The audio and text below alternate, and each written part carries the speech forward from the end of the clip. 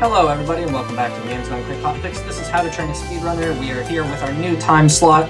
We have two great games here for you today. Before we jump into that, just a few quick reminders. SGDQ 2023 is coming up May 28th to June 4th in Minneapolis, Minnesota. If you're interested in attending the event, registration is open until May 3rd. You can go to gamesdonequick.com for more information on that. As well as the SGDQ 2023 games list will be coming out on April 4th. You can tweet at gamesdonequick and let us know what you're hoping to see on the games list. With all that said, we've got two games for you today, Bayonetta 2 and BioShock Infinite Burial at Sea. We have a variety pack here to teach those games to us. How are you doing tonight? I'm doing just fine. Thank you very much for the introduction. Yes, my name is a Variety Pack, and I'll be covering Bayonetta 2, any % Rosa Easy first. Something that I'd like to allow you to do is follow along with me. I think that's sort of one of the best ways to teach any speedrun or anything, really. So I'm going to first show you how to unlock the character if you'd like to do so. Assuming you have 1 million halos, which is admittedly quite a few, we're going to enter Chapter 2. You can see I already have Rosa unlocked. But after we skip the cutscene, we're going to run all the way up to this door with the very ornate top right here.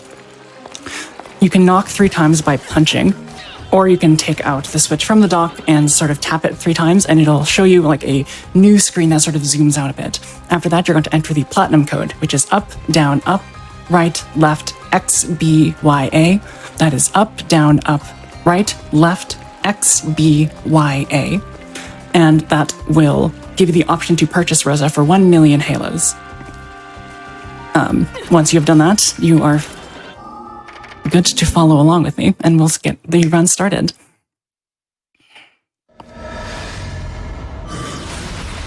So I do see a question in chat, which is kind of along to what I was going to ask. Somebody is asking, who is Rosa? My question is, what's the main difference between Rosa and the main character? Those are fantastic questions, and please keep leaving questions in the chat. Both I and Church will attempt to field all of them as possible. Rosa is canonically Bayonetta's mother. There's no dialogue changes for playing as Rosa, though that would be very fun. The two major differences are that she first deals 3 times as much damage. This is really, really, really useful because that helps with speed. When I first tried speedrunning this game with Bayonetta, it was a little bit longer and there's a little bit more mashing that was required. So the fact that there was a slightly more sprightly run with Rosa was really, really nice. Additionally, she also takes 3 times as much damage. On normal, hard, and infinite climax difficulties, this is very, very difficult. However, we'll be playing on easy, so there will be times where we just take damage because it is slightly faster than dodging. Excellent. With that out of the way, let's hit easy. Say no to both automatic and ready, set, go. All right, so if you've never played Bayonetta before, it might be useful to go through some of the basic mechanics as we go along. We're going to start in the records of time, which are basically just a long cutscene explaining the lore. And we have so much to describe today that the lore is not really going to be of concern for us. We're going to get a bit of an introductory cutscene of our character shown on screen twice because we're playing as Rosa and they didn't bother to swap out any of the character models. Excellent. So, you can use punches and kicks. Those are basically your 2 bread and butter things. Punches and kicks can be strung into many different combos. However, when you're playing as Rosa, you're really only going to be using one combo. You're going to punch, you're going to kick, and then you're going to punch. You'll see that there's a wicked weave, or a sort of big purple thing that comes out at the end of that attack. There it is. In addition to doing punch, kick, punch, you're actually going to hold down all of those buttons to start what's called bullet climax. You'll see that after each of my attacks, there's also going to be additional bullets that come out, which will increase your DPS. After you get enough magic, you're going to eventually be able to turn into the mech. You can do that by clicking the left button, the left bumper button on your Switch Pro controller. Or if you're playing on the Wii U version, which I don't recommend, it should be the same. We'll see how that changes gameplay as we go along. In this little segment here.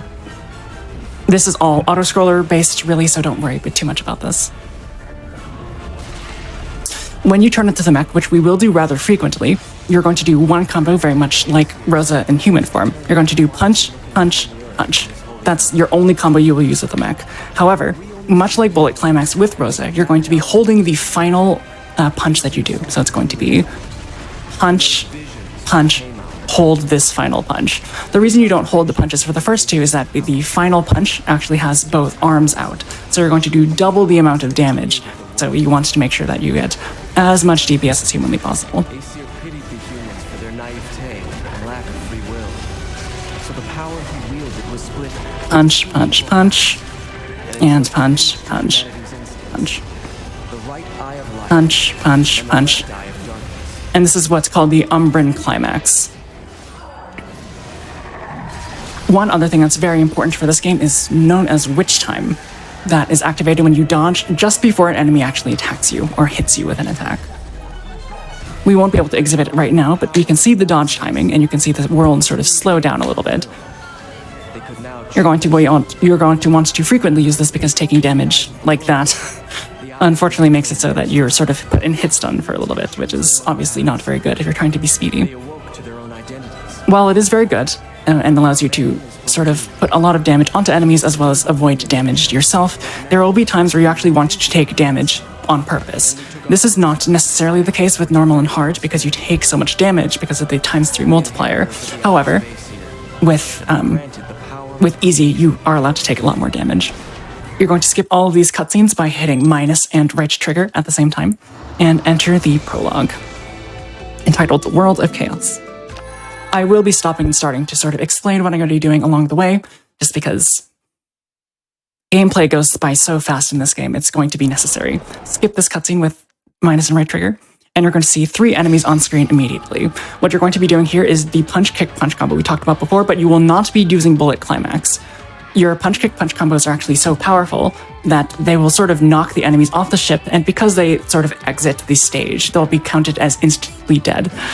Punch, kick, punch, punch, kick, punch, and punch, kick, punch.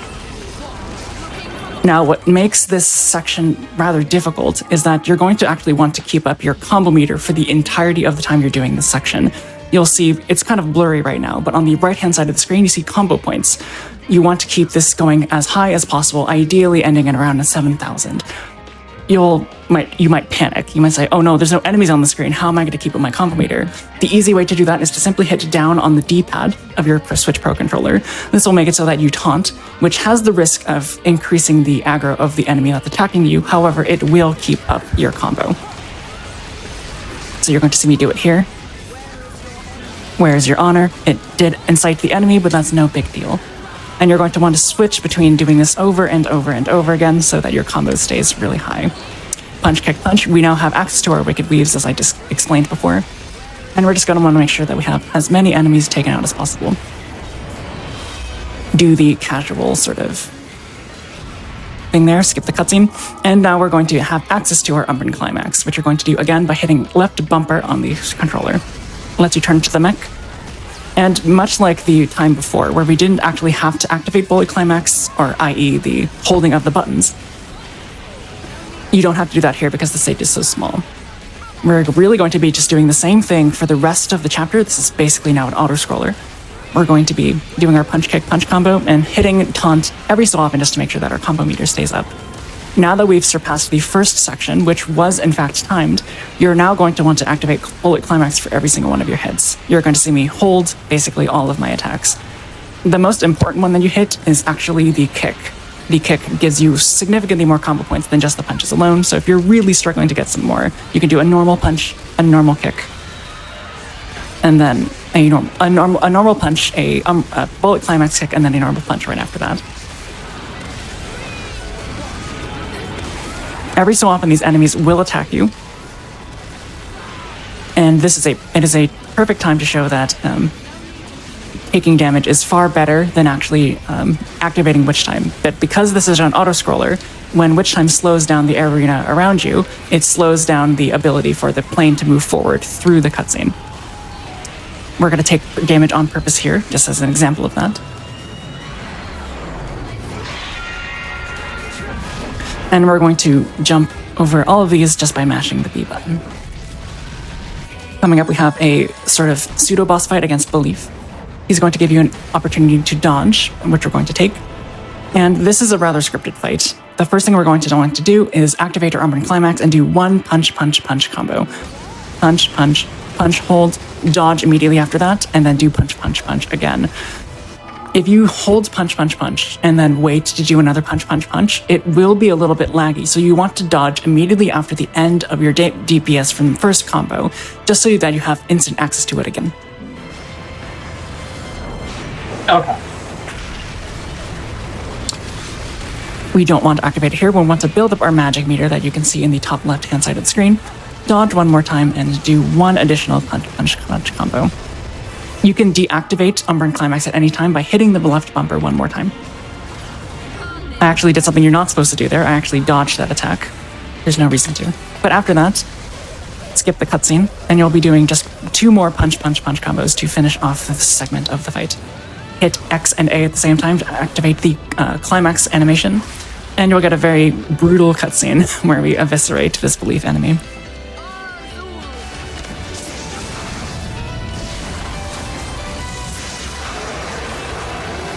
So for the combo, you wanted to get it up to around 7,000. What significance does that have on the gameplay? That's a good question. The higher your combo meter ends up being before it goes away, the more halos you get, basically, the more money you get. And we're going to have quite the shopping spree once we get to Chapter 1, so we're going to make sure we have enough halos for that. Gotcha. We will now be fighting Gamora. So this looks very scary, but because we're playing with Rosa, you basically don't have to worry at all, especially on easy. What you're going to want to do is make sure that you have at least one use of the Umbran Climax before he attacks the first time. The reason for this is because you don't want to get hit or have to activate which time and slow down the fight. So by just doing one punch, kick, punch combo, we have access to the Umbran Climax, and we can sort of armor our way through that one claw attack that he did.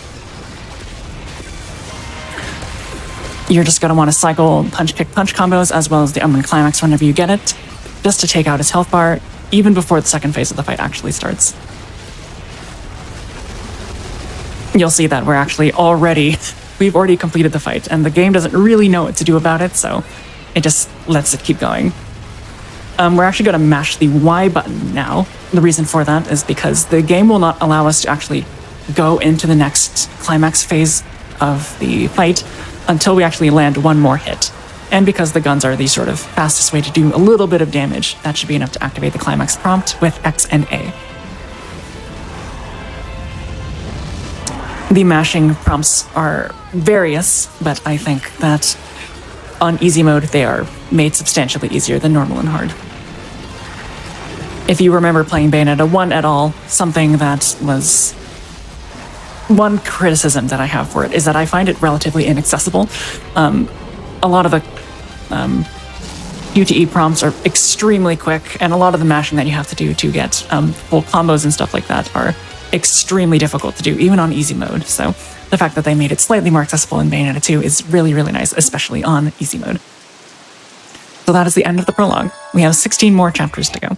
Skip all of these cutscenes, and you get taken to the results screen, which if you've done what you're supposed to do and take a little bit of damage, it doesn't really matter what trophy you get. As we enter Chapter 1, Noaten, the City of Genesis.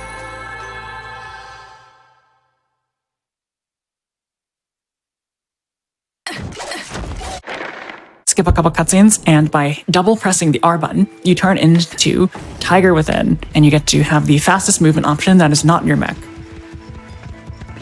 So we're just going to ignore literally everything else in this first plaza, and just jump across this water, and try to do a precise jump from the middle of the circle into this little portal here.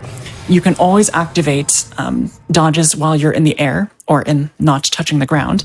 However, if you do dodge 5 times in a row while on the ground, you do end up going into this animation that shows like, oh, you've been dodging too much, so you want to be a little bit careful with that. Dodge once into this next water, and you're going to jump over this book. The books are not bad. The books are technically good. They give you a little bit of lore and stuff like that. However, when you collect them, the game gives you a congratulations, you got some information, which is slow. Exit the water here, and we will be performing our first fight skip.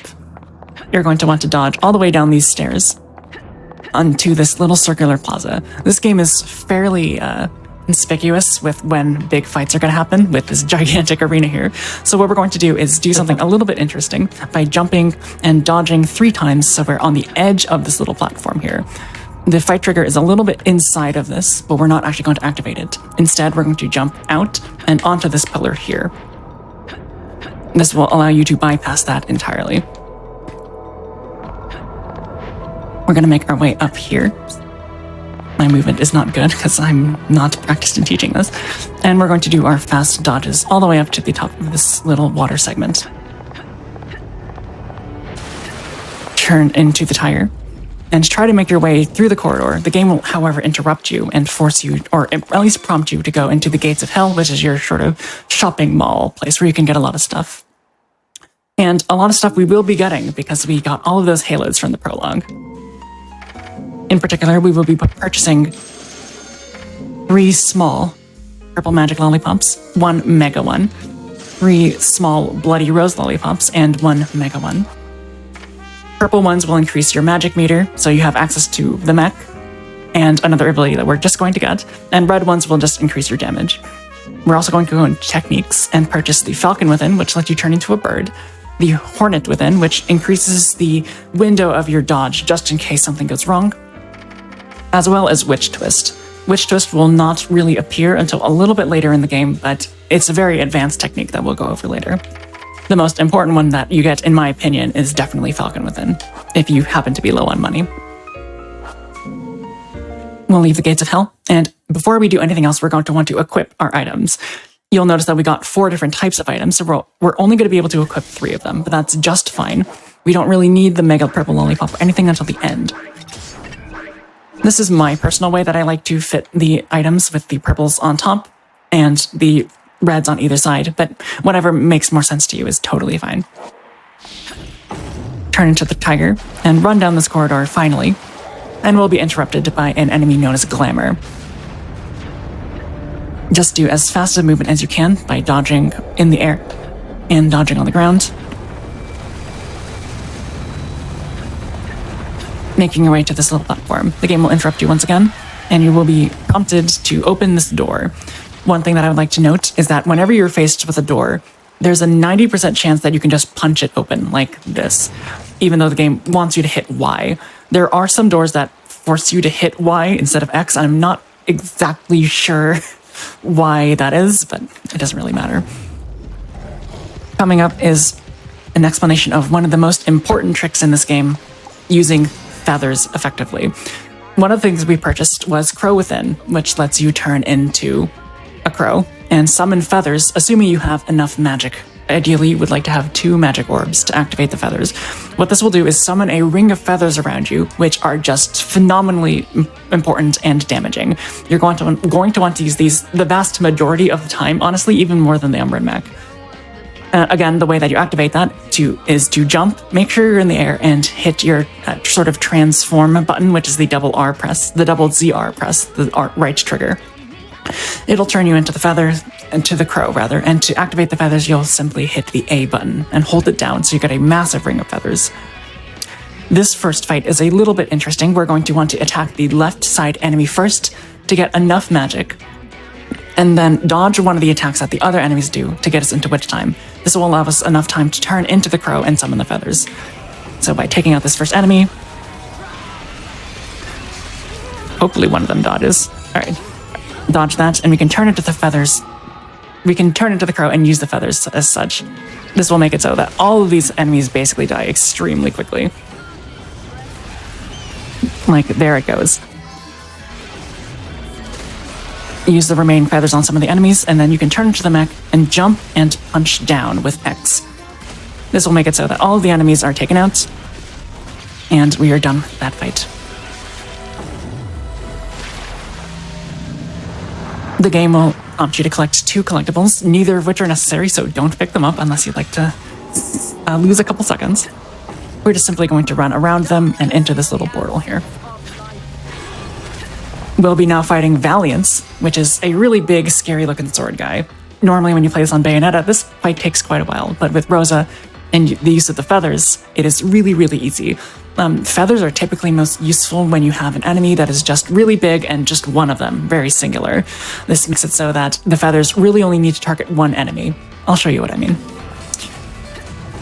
Dodge his first attack, turn it to the crow, and just spam rings of feathers. And that fight is already done. Oh, wow. And this is what I like about this category so much. It makes you feel really, really, really powerful, and it's not too, what's the word I'm looking for? It doesn't hurt your hands all too much. There's a little bit of mashing that's required, especially with all those feathers, but it's really not too big of a deal. A little bit of optimal movement here is coming up. We're going to do one jump forward and do one dodge down. This will make it so that we enter the next phase very quickly. After we finish this cutscene, we're going to hopefully complete this next fight in 2 punches. All we're going to do is turn to the mech, again with the L button, and do punch punch. If that doesn't kill all the enemies, you can do your final punch, but ideally it takes out everyone. I didn't take out everyone. That only loses like 2 seconds, so it's not that big of a deal, but we like to go fast here. Run up to this little cutscene here with Loki, who we're not going to describe who he is, because I don't care. Instead, I'm going to show you that Rosa's headscarf physics are very, very nice, so spin along with me in chat if you'd like. They made them really, really good for some reason, so I'm definitely going that's actually really well done. Yeah, so I'm definitely going to do that every single time that I can. This is a really long cutscene. You can't skip it unless you're on New Game Plus, so we just sort of take a little bit of time here. Heading to Fimbulventa, aren't we? That makes 2 of us. And it'll take 2 of us. It'll prompt you to skip the cutscene afterwards. You can punch this door open again. Make sure you jump over this book. And we're going to open this door again by attacking. I'm going to now introduce you to the idea of preloading feathers. What this basically means is that before you enter a fight, you can activate feathers so that they're ready for the fight, so you don't have to waste time and sort of endanger yourself from enemy attacks by not having feathers ready to go. So by activating feathers here, we can be very ready for when the next enemies appear now.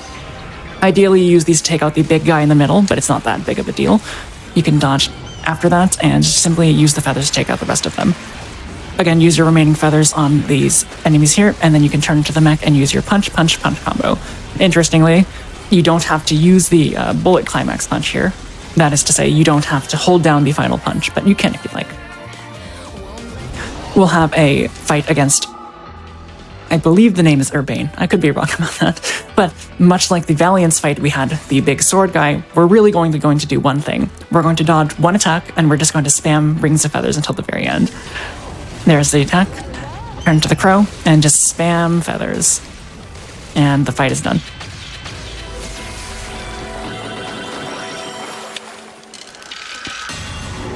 Once again, this is a door that you do not need to hit Y on, so we can simply open that with a strike.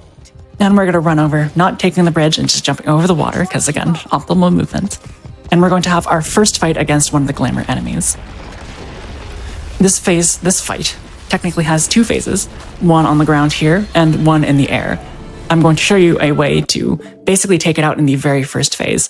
You're going to jump, you're going to turn into the crow, you're going to activate your feathers, and just before he strikes you with his mouth, you're going to move backwards towards you on the screen, and then dodge. This will make it so that you stay in the crow, and you can use your feathers and keep summoning them in witch time. There we go. And now we can just spam feathers to our heart's content. I did not quite get it. If this happens and you don't actually take out the health bar at the very beginning of the phase, not to worry. You can also, instead of hitting A, or your kick button to summon feathers, you can also hit X.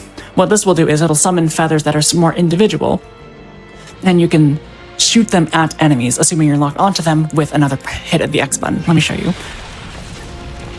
We have our feathers here, and we can just sort of launch them at the enemy like that. You'll see that the health bar is now all the way down, so we're going to do exactly what we did with the enemy before, Gamora, and simply mash the Y button, which is just the guns, until we get access to the climax prompt.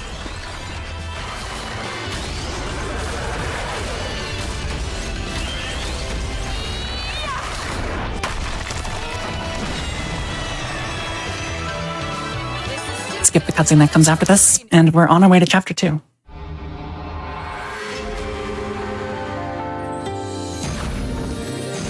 Again, I would like to invite people to follow along or ask questions in chats. That is what I'm here for, so there's no ruining of the show by doing that.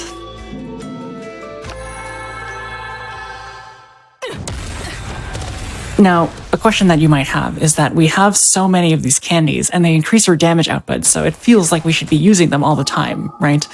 That's not quite the case. Going into the store does waste around 15 to 20 seconds every time. So the minute increase in damage that you get by using a candy during a normal fight in the game is not really worth it most of the time. So we're only going to use our candies in very specific places, and we're not actually going to use it at all in this next chapter.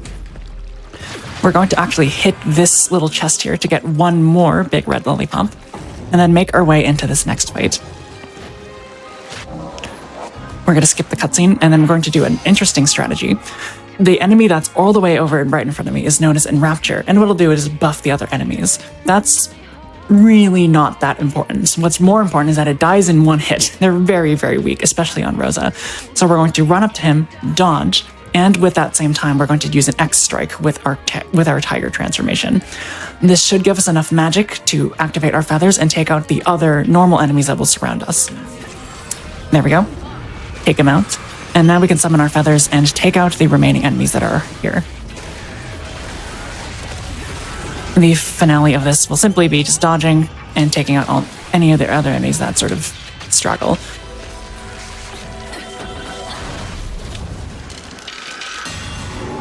Ideally, you should have at least one full bar of magic, which I do. Congratulations to me. We're going to skip this cutscene, and as soon as we do this dodge, we're actually going to turn into the mech. Even though we're not fighting anything, the mech actually has faster movement than the tiger does. So we're going to want to use it whenever we have a lengthy running section and we have the access to one full use of the mech. For that matter, pull off something like that. Come on, love. This is yet another lengthy cutscene that I can't skip, so more spins if you enjoy the headscarf motion. Control the remembrance of time. That's a big deal here. It seems. I mean, no. I got nothing else to say, love. Run up and strike open this door. And we're going to do some more preloading of feathers right now, and then make our way to this next arena. This next arena has two very intimidating looking enemies. I think they both have hammers. Unfortunately, they're not going to be able to use their hammers because we're going to take them out extremely quickly with these feathers. One ring of feathers will make one of these bigger enemies one hit away from death. So what we're going to do is wait for the enemy to spawn, run up to him, basically just sort of contact damage him to death, or at least to one hit, and then we can do one more punch to take him down. There's the first one, and there's the second one. Nothing can contain me. Skip these cutscenes. And I will say that there is a skip here called Chapter 2 Verse 9 skip. It is very hard, and I don't get it consistently, so I will not be showing it off here, but the Bayonetta Discord is more than happy to explain it to you if you'd like to learn that as well. Coming up here is another fight that we're going to preload our feathers for. There will be two Enrapture enemies in sort of the back of the arena, and one sort of more standard hammer enemy that we're going to see in our foreground. We're going to turn on our feathers, take out the one enemy on the foreground, activate yet another ring of feathers, and then just run towards the Enrapture enemies and we'll basically just contact damage them to death. There's the first one. Oh, not quite, actually. Alright, that's fine. And then we'll just run up to these enemies, and the feathers will take them out.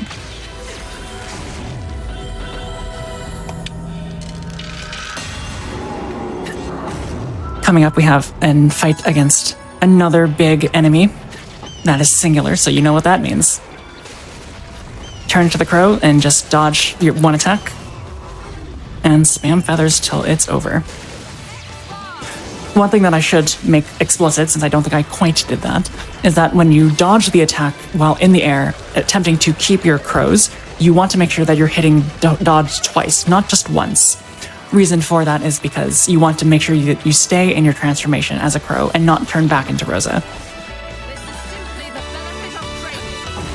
Do a little bit of a jump here that's a little bit precise to get to this door. Open it with Y, and you can just do one dodge to end the chapter.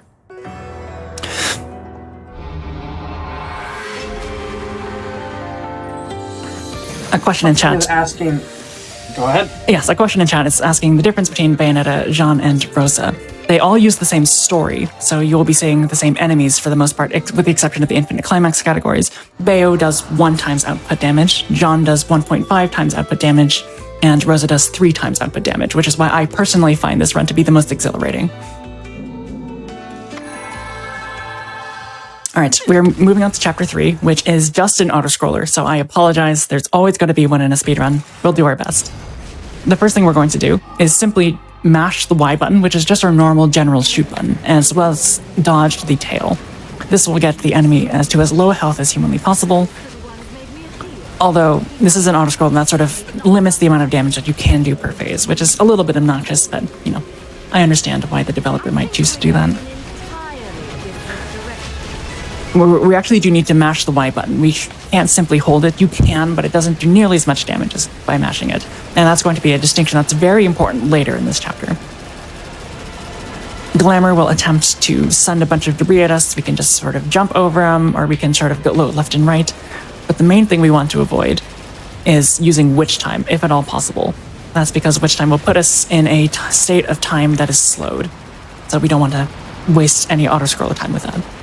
Glamour is going to attack me now, and I'm going to actually take damage on purpose. Like I said, witch time slows down the environment, which is good technically because you don't take damage. However, it also makes it so that the autoscroller actually ends up moving slower. So for both of the times in this first phase, I'm going to take damage on purpose.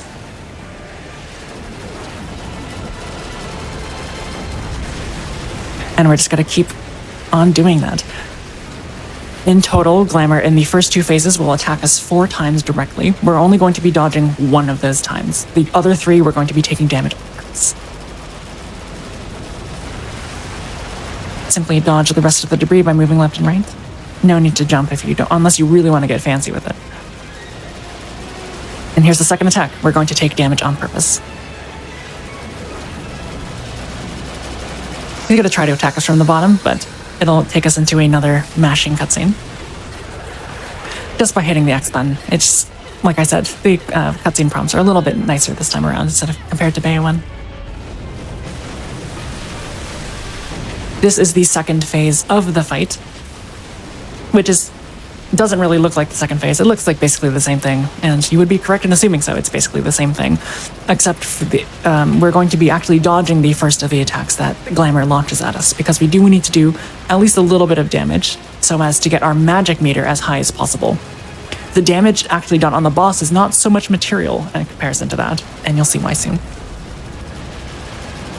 So make sure to dodge this attack, and do 2 punch-kick-punch combos, both with bullet climax. This will take the boss down to a startlingly low amount of health, and we're going to try to get it to half of this final health bar, which is the maximum that the game will allow us to get to, and it looks like we did a pretty good job at doing that. All you really need is 1 full health, not 1 full health bar, because we're supposed to be taking damage, but 1 full magic bar. Do some more dodges from all these buildings, and we'll get attacked a second time, and we'll just take the hit this time. Finally, Glamour will destroy this gigantic structure, but all we're going to do is sort of dodge the first one in front of us and move all the way over to the right, and then we'll dodge all of them. Again, you don't want to use witch time because that'll slow down the process slightly. Alright, as we make it into Paradiso, I believe the game calls it, we're going to have to fight against 3 Glamours. Oh no, but we're Rosa. We don't really care about threats at all, especially on easy mode. For this first one, we're going to do a little bit of damage with the shooting, and then dodge the first attack, and do 1 punch-punch-punch combo with Umbran Climax for this first guy. Force deactivate the Umbran Climax, and then just do punch-punch-punch combos on this second Glamour. Dodge the attack, which time is totally okay here. And the second one will be taken down. What I'm going to be doing now is mashing the Y button. As soon as I start seeing bullets come out of my guns, I'm going to activate our first of our small red candies, our small blood lollipops, in addition to turning into the mech. The game will still, for whatever reason, let you damage this final Glamour, even though the health bar hasn't appeared on screen. And you remember how much health it had left, right? It had 1 full bar of health and then an additional half. And you're going to see that basically not exist for the second half of this fight. So I'm mashing Y, waiting to see guns. There are guns, so I activate my red lollipop and just start mashing the Y button as mech. This will make it so the fight is over. We don't actually have to do the final phase of the fight. We just do that much damage. That phase of the That's fight, a lot of damage. it's a ton of damage. That fight can be really obnoxious because he moves backwards and moves forwards and makes it so it's really hard to hit him. You can't use the feathers either because you're flying, so using the mech and having a very quick out of that fight is really, really fantastic and extremely satisfying. All right, that's the end of Chapter 3. Skip a couple cutscenes and we're on our way to Chapter 4.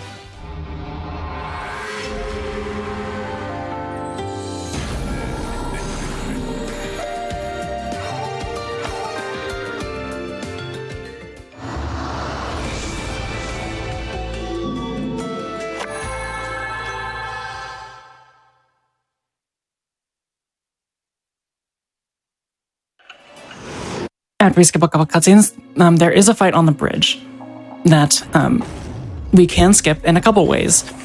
I'm going to show you two of them. The first one is the fast, quote-unquote fast way, where we jump onto this little pillar here and just make our way across. There is another way that I will attempt to show you here, which is basically the opposite of what I just did. You're going to jump as the tiger as far as you can go, then turn into the crow and just simply fly all the way to the rest of the side, to the other side of the chasm. Either way is fine. Knock down this little door here, and we're going to activate our first of our small purple lollipops, which increases our magic. Recall that all you really need to do to activate your feathers is have at least 2 orbs on your magic bar, so having 4 is more than enough. We're going to have a fight here against a couple flying enemies as well as 1 shield enemy. What we're going to do is run towards them, activate our feathers, and hopefully take out a lot of the health bar of the shield enemy before we run out of feathers. If we don't actually end up getting a full magic bar for the use of the mech, we can take out some of the other flying enemies around us to get our magic bar to the full length that it needs to be. Activate feathers, take a lot of health. We didn't quite get it, so I can take out some of these smaller enemies and just use a punch, punch, punch combo to finish the fight.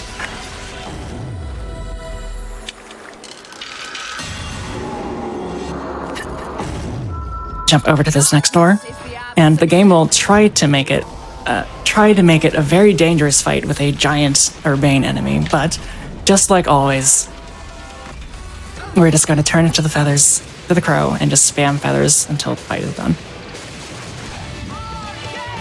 Something you want to make sure you're very cautious of before you actually finish the fight with the climax prompt of X and A is to make sure that you have 2 full bars of magic. If you don't, then it's not impossible, but it makes the next fight against the boss of the chapter a little bit more difficult.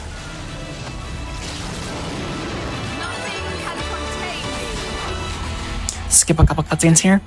Open the store with another strike. There will be a small cutscene that we can skip here with Loki, but we're basically just going to be running over to the next fight with Baldur, who is canonically Bayonetta's father and Rose's husband. Now, if you've played this game casually, you might remember this fight actually being rather difficult. He likes to dodge around a lot, and he likes to be a slippery little bugger. However, we're going to basically make sure that that's not going to be a problem. When we start the fight in phase 1, he will always do a fireball attack for his first attack. We're going to dodge that, and use that time to activate our first big red candy. This will make it so that we have a damage increase for the rest of the entire fight. And basically all it comes down to is using Umbran Mech punch, punch, punch for every single phase of the fight. You'll see what I mean. Skip the cutscene, dodge the fireballs, activate a red candy, and punch, punch, punch. There's the first phase. Punch, punch, punch for the second phase. And for this final one, we're actually going to do 1 normal punch with a bullet climax to get our magic bar up to at least 1. But he will always do a charge attack at you first, so you'll always have an opportunity to do that. So as I enter the screen again, I'm just going to be holding the X button for 1 punch, and after I get my full magic bar, I will do 1 more punch, punch, punch combo with the mech. Finally, we have a bit of a duel between Madama Butterfly and a boss, but it doesn't really matter. We'll just uppercut him with a ton of times, basically our kick button, until the fight is over.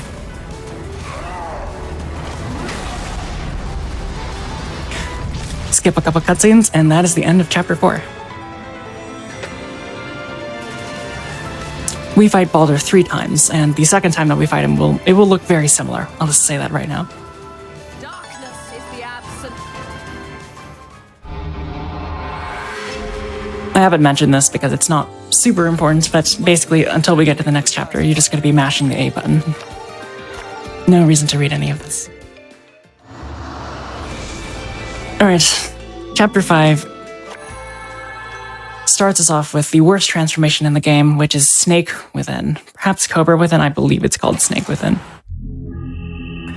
You activate it as always, just by hitting the trigger button twice. And you can dash by mashing the B button. Now that doesn't seem so bad, right? However, when you're trying to also maneuver the camera in a very specific way, it can be a little bit hard to sort of move your thumb from the controller to the B button over and over and over again. What I typically would elect to do if I was doing an actual PB attempt is to just sort of claw grip it so that your middle finger is on the B button and your pointer finger is on the right stick, so you can sort of maneuver it a little bit more easily. But before that, we're going to jump as far as we can with the tiger so that we don't actually have to use the snake. Oh, it's Cobra. You can see it on the left there. Cobra Within for the entirety of the swimming segment. Luckily, you're just swimming in a straight line, but you can see that I have to move my my right stick to make sure that I'm going in the right direction still.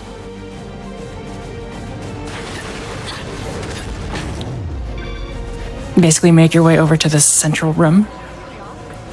And Loki's gonna give us a little bit of a device that we can use to turn back time just a little bit so that the bridge to Mount Fimbulventer, which is where we're trying to go, is reconstructed, basically.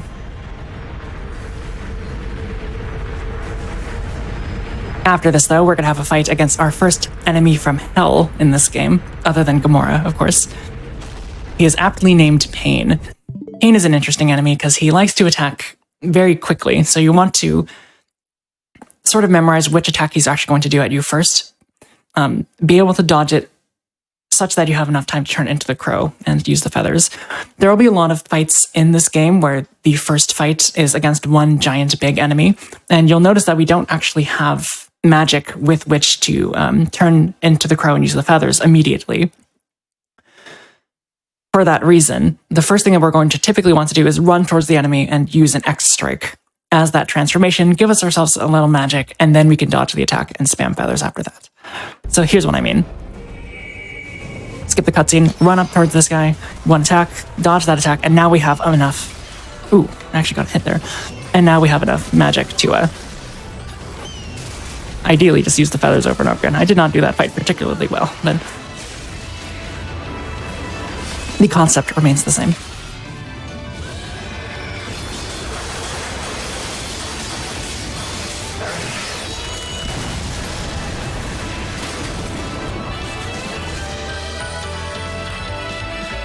All right, terrific. We now enter another place where we have to use the Cobra Within, which is unfortunate, but what you can do is you can move up your way towards this wall, and after enough time, you can just sort of move backwards. You can actually skip that cutscene, and instead of going up the stairs, which the game wants you to do, you can do a little bit of a movement skip here by sort of climbing your way up to the staircase here. The reason you'd want to do that is simply because you don't want to start at the bottom of the stairs for this long cutscene to happen, because unfortunately, the game really wants you to hear this, so you want to be as close to the top of the staircase by the time this cutscene ends as possible. So luckily, the game gives you a little bit of an out to do that. What kind of silly comic book shit is that? Unfortunately, I cannot spin, because if I do spin, I waste a little bit of time, so we will be in a spinless cutscene this time. Unfortunate. I spent 500 years not knowing who I was. I only found out the truth recently. You too? Coming up, though, I guess I can explain that, is a very obnoxious fight. It takes place on a giant orb, which, yes, GDQ, haha, orb, but what's really unfortunate about it is that enemies just sometimes don't spawn. I've noticed that they spawn less when you're in a transformation, and you do want to have feathers a lot for this next fight. So it's a bit of a guessing game between making sure that you have the feathers that you need to take out the enemies, but not actually be in your transformation. That sounds Yeah, so the first thing we're going to do here is turn to the crow, use our feathers, and take out all the enemies that are on screen. After that, there's going to be a lot of flying enemies, which thankfully are taken out by only 1 or 2 of the feathers. We're going to want to be in human Rosa form for the entirety of that phase, because if we stay in our crow form, there's a less likely chance that the rest of the enemies will spawn. So take out these enemies first. And then activate our feathers and stay in human Rosa and sort of spawn camp any flying enemies that come our way.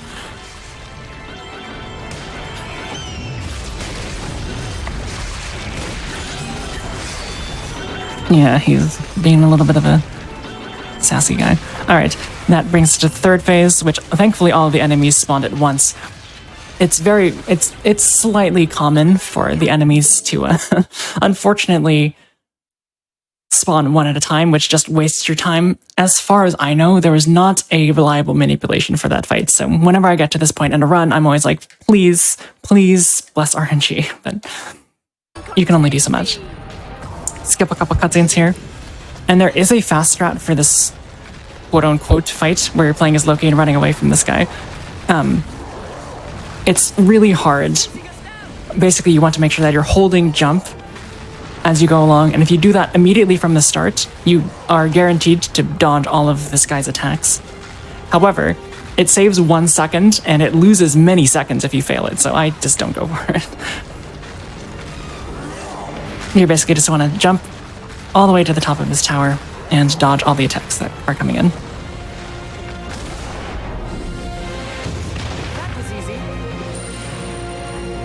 The game will prompt you to hit Y. And then afterwards, we're going to have a very difficult fight, both casually and in the speedrun. Speedrun not because you're necessarily at risk of dying, but because you can lose a lot of time. There's going to be 1 fire orb guy and 1 ice orb guy. You're really going to want to just use feathers to take them out. The only problem with that is normally you want to use feathers when there's really 1 big enemy. There's 2 this time, so you just need to be a little bit careful with when you use them. Okay. Make sure that you're keeping an eye out for who's attacking at what time, and sort of transfer your attacks over when you can. Okay, that wasn't too bad. It's really the same thing as doing a 1 enemy fight, but with 2 it can just be a little bit more tricky. Especially since the enemy behind you can still attack you, even if it's off screen. Alright, here comes Chapter 6, which is kind of an auto-scroller. So Chapter 6 basically pits you against 1 enemy, another sword enemy, but this guy's name is Valor. He's like Valiance, but better. We're going to just run up this little staircase at the beginning, activate the cutscene, and skip it. This fight is interesting. All you're really going to be doing is just punch, kick, punch combos the entire time. The reason for that, even if you have enough magic to use the Umbran mech, the reason for punch, kick, punch combos is that he has this 1 attack that he can do where he leaps out of the tower and does this really long cutscene attack where you have to mash and counter and everything like that. We don't want to see that attack. That loses a ton of time. So by doing punch, kick, punch combos over and over again, what that ends up doing is making it so it basically stun locks him. You'll see what I mean. So punch, kick, punch, make sure you have your Umbran climax your bullet climax every time by holding the buttons down. And I didn't quite get the stun lock. That's okay. We should be able to get it from here on out. Yeah, that's the attack where he goes out, and he did unfortunately get it. Luckily, it wasn't too big of a deal. And just punch, kick, punch, combo him all the way down to the yellow health bar. I think I would have gotten that if I didn't stop the fight to explain it, but I'm glad I explained it. Alright, so this next phase of the fight is going to be very similar to Chapter 3, that last one where we did, where we just basically turned on one of our small red candies, turned to the mech, and just spammed the Y button to shoot until he dies. Red candy, mech, spam the Y button. Health bar all the way down.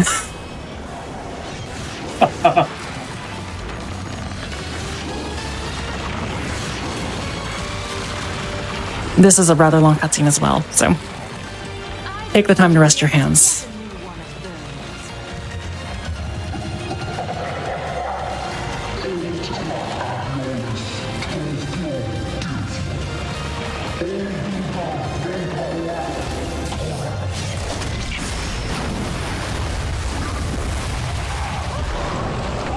One nice thing about this is that you do have this resting time between like every level to like rest your hands. That's actually, I think that's really important in speedruns to have like a little bit of downtime. A little bit, even if it's just a tiny bit, it can really make a big difference. One of the big run killers for me is games that require so much mashing. Like, there were games that I played that I found after doing a few runs, like, I just couldn't play anymore. That's totally understandable. Alright, so coming up is a fight against a giant manta ray known as Insidious. The first thing we're going to be doing is actually taunting him. We haven't taunted since the prologue, but we're going to do it here anyway. This will make his action slightly faster. This will take a little bit of practice, but you can actually dodge that laser. And we're going to try to punch, kick, punch the eye as many times as possible before we actually properly begin the fight. We only got it twice, but that's okay. And that's really what we're going to be doing here. Just punch, kick, punching, hopefully stun locking this eye. Very good. And that should move on to the next phase of the fight after we do a little bit more damage. Very nice. Alright, he's going to summon a ton of missiles at us. These missiles actually do a ton of damage, even on easy, so you do want to be a little bit careful. You can witch time through them if you'd like to be a little bit safer, but getting that movement perfected does take a little bit of time, so don't feel bad if you have to use witch time just to avoid damage. It can be a little bit scary. One punch, kick, punch combo will take him to the first... Oh, he actually did a bad RNG attack, but that's okay. First phase, and then we're going to use our mech to take him out for the rest, just using our punch, punch, punch combo with the Umbran Climax. So make sure to hold that last punch if you're just joining us. One more barrage of missiles are easily dodgeable this time without witch time, and we're going to want to purposefully go into this little black hole thing here, just because that's the way that we activate the next phase of the fight. And this final eye is really no different. We're just going to want to punch, kick, punch him as much as we can. If you have a little bit of magic left over, which I do, you can use one punch, punch, punch combo from the mech. And if you find that he's not actually activating the final climax prompt, you can always just taunt the enemy, and it'll actually activate it for you. You are going to want to have 2 full magic bars for the Baldur fight that's coming up, but we have one more intermediary fight that we must do beforehand, so even though I don't have 2 full magic bars right now, I will soon. A little bit of mashing required, but nothing too strenuous.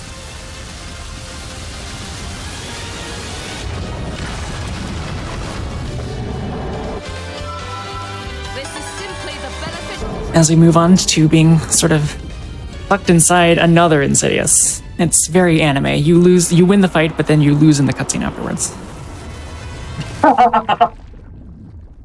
Skip the cutscene once you see the saving prompt on the bottom right, and you're going to enter the arena inside Insidious. This is pretty basic, just make sure you have feathers activated, and you should be able to take everything else out with punch, kick, punch. You do not want to activate your Umbran Climax here, specifically because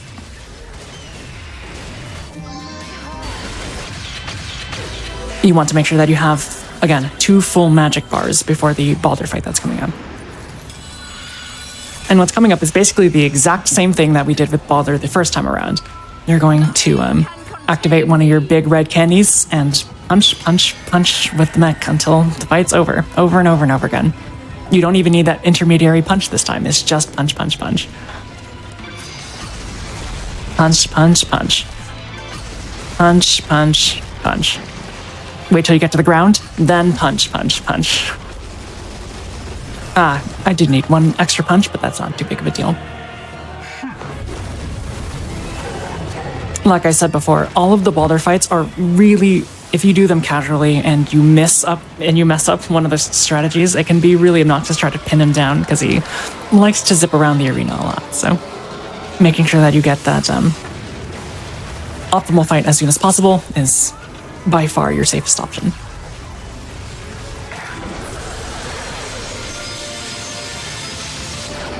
One question about the candies. Like, you have the big ones and the small ones. Is the difference the duration they last or the amount they buff? Good question. With purple candies, the size of them determines how much magic you get added to your magic bar. But for reds, the damage increase is the same, but like you said, it is the difference in length between the two.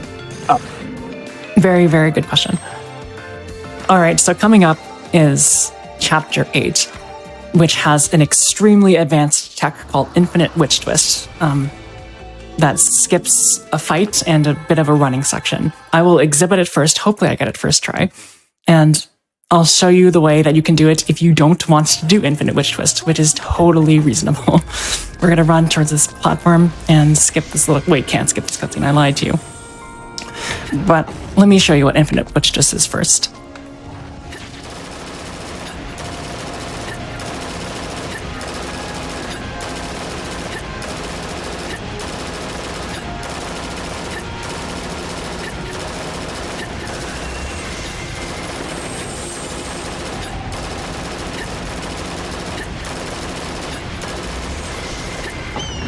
That is extremely hard movement.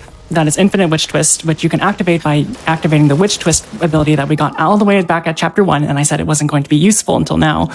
And basically just chaining it over and over again. You can basically cancel it into itself, which gives you, theoretically infinite height. That is extremely difficult to do, and will take some time to practice. However, if you want to sort of get into it, basically as soon as you shoot up, you're going to activate your Witch Twist again. And if you don't know how to activate Witch Twist, that's holding down the R button, the right trigger, your dodge button, and then hitting X afterwards so that you do a punch up. As soon as you see Rosa actually jump up with her attack, then you can activate it again. So here's what I'm thinking. Now. So that would be my advice for timing Infinite Witch Twist. I will, however, show you how to do the fight skip without actually having to use Infinite Witch Twist, since I understand that it is extremely difficult. It was definitely the last thing that I learned when I was running this game the first time. And that is the far nicer Crow version. We're going to be running off the tiger as the tiger, using this little elevation, turning into the crow at the height of our double jump, and sort of flying over all the way over to that little alcove that you see where my head is currently pointed at.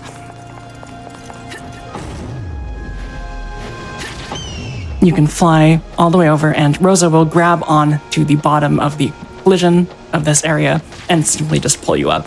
So that is the easier way to do it. You can't do it twice, unfortunately, so you do actually have to go around here and do a couple fancy jumps. But the Infinite Witch Twist is one way you can do it, and you can also do it the Crow way, which is totally fine. Both of those ways are 100% legitimate, and you get to actually experience a fight skip, which is really, really cool. Alright, so after this, Loki will activate this next cutscene, and we'll have a fight against Gollum. Gollum is interesting, because he's from Bayonetta 1, and he sucks. He's terrible, he's bad, he's garbage. They make us fight him in Bayonetta 2, but he's thankfully a little bit nicer this time. There's no parts where we have to avoid him just while solving puzzles or something. He does have a couple attacks that he can do. You want to always be on guard with your dodge right trigger, just in case he does one of them. Honestly, the rest of the fight's pretty simple. Just turn to the feathers whenever you can. But that first attack that he does do can be a little bit random. Like that one. Like that one has an extremely difficult reaction time window. So you just want to be a little bit experienced and practiced with which attack you need to dodge when. That attack, I believe, is frame 11, which is just within the bounds of human reaction time. So that one's a little bit... That one is definitely a little bit meaner. We're going to make our way into Paradiso now, and basically be collecting a bunch of stuff, turrets, materials for turrets that launch us towards this giant prism in the background. This first fight can be taken out with some feathers and just sort of running around, taking out some enemies with punch, kick, punch. And we want to make sure we have at least one full magic bar, because this next enemy with the sword is extremely obnoxious if you don't take him out immediately. Thankfully, he gets taken out with one punch, punch, punch combo. So you want to make sure, very sure, that you have at least one full use of the Umbran mech. There's a little bit of a skip you can do waiting for Loki. If you are on this side and run over here, as far as you can go, Loki will spawn this portal a little bit faster. It's as well, instead of going over there, you can just do a little bit of a jump over the collision there to avoid having to sort of go around. As we're doing the catapult section, avoid all of the darker colored crystals, much like the books that we've seen before. If you collect a book or one of those crystals, it'll basically say, congratulations, you got a thing, but you don't really want that in a speedrun. You're too powerful as Rosa already.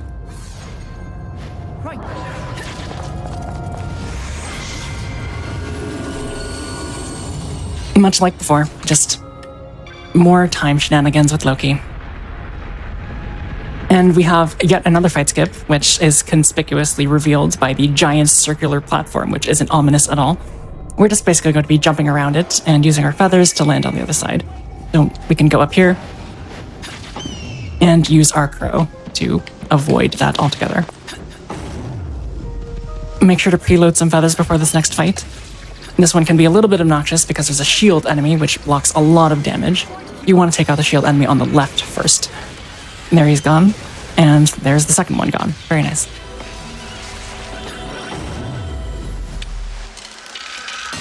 This next fight coming up is a little bit strange. It's against like 3 squid enemies.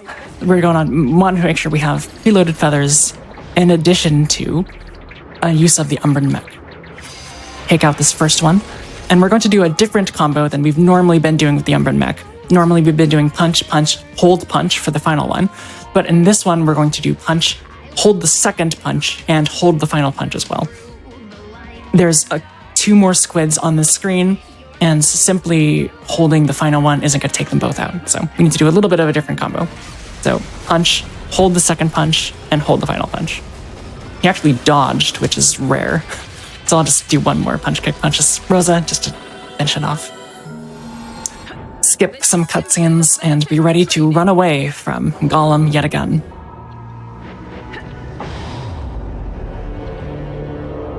As I said before, the Umbran mech actually has a slightly faster movement speed than the tiger with it, so we're going to activate it now and zoom ourselves up this cutscene, this playable cutscene, so we don't have to worry about it. We do have one more fight after this, which could be scary because you don't have access to the Umbran mech, but as you've seen, feathers are a little bit more powerful than the Umbran mech, so we're going to want to have the feathers preloaded before we fight Pain once more. Nothing can contain me. And there he is. Do some contact damage and be ready to dodge, as we just did, and he's gone.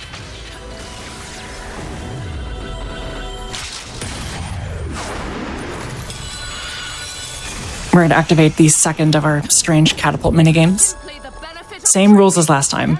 Enter, skip cutscene, jump, and avoid the darker colored crystals. In this case, it will be a red crystal. Skip the cutscene, and we're moving on to Chapter 9. We are almost 2/3 of the way through the run. Performance might make the back page of the classified.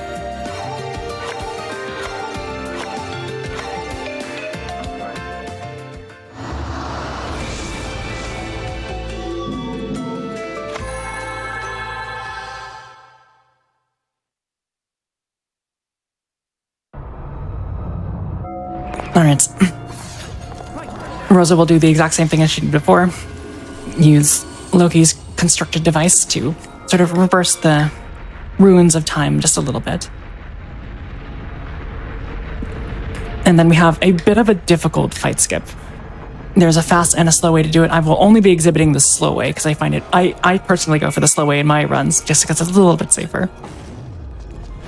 Jump, jump, and you'll see that golden waterfall that's directly ahead of me.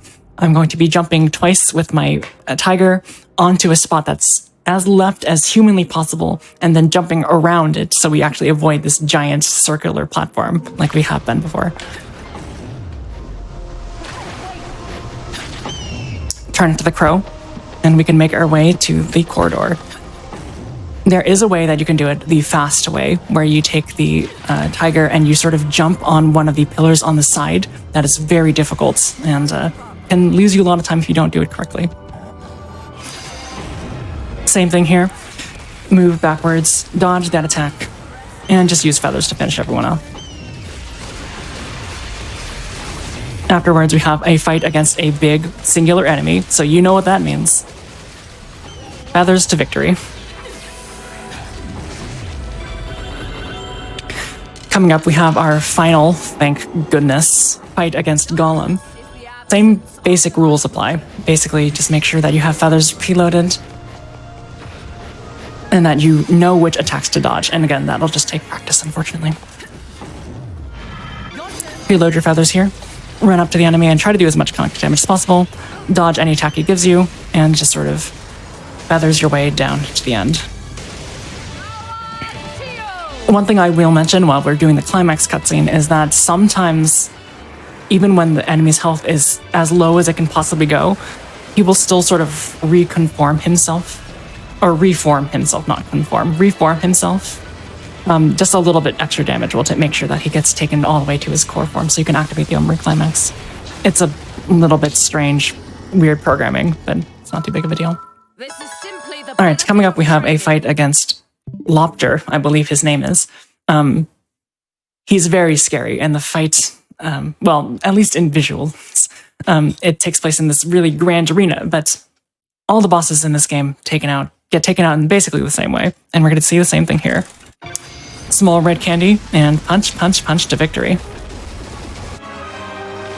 There's going to be a bit of an interceding cutscene here. Nothing we haven't seen before, just make sure to mash the correct button at the right time. Thankfully, because we have so much magic from the previous fight, we can just simply activate our Umber Climax again, and our damage boost continues through that cutscene. It does not actually count it as having been activated, or at least continued to have been activated during the length of the fight, or the cutscene. So, thankfully, we still have access to our small red damage boost at the second phase.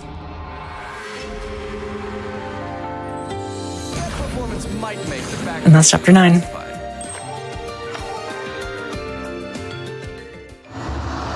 Alright, chapter 10. We are really getting into the thick of it now, especially since we are now in hell. Congratulations.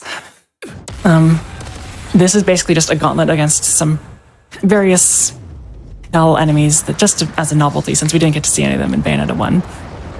This movement is not particularly precise, just make sure that you do jumps so that you land on these rocks. And we're going to have a little segment with some centipedes here. They will always attack in the same place, so you can move to the right for the first one. And make sure that you're just not getting hit by any of the centipedes. That rock in the background will be home to yet another centipede, so make sure you're moved up for that. And after this, we're going to have a fight against Phantasmorinae, which is the giant spider demon thing. And a bit of a long name, but not too big of a deal. Make sure to not get that witch heart that you just saw as well. And we're going to be basically doing the same thing that we've seen before. We're going to land, skip the cutscene, and before we can actually activate our feathers, we're not going to be using a small purple candy.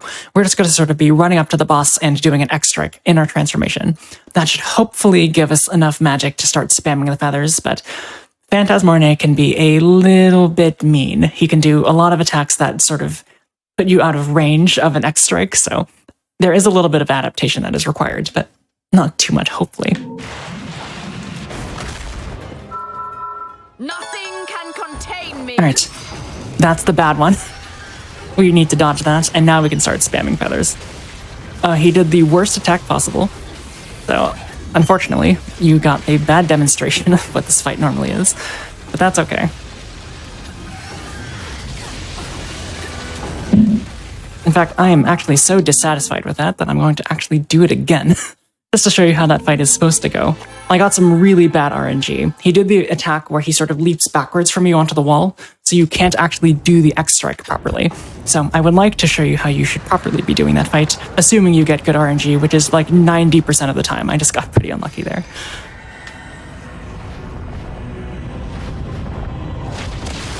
Again, I'll explain what I'll be doing. I will be hopefully running up to the enemy, attacking him with my X-strike in my transformation, and dodging the first attack that he gives me. After that, I should have enough magic in my magic bar to turn it to the crow and just spam feathers to victory.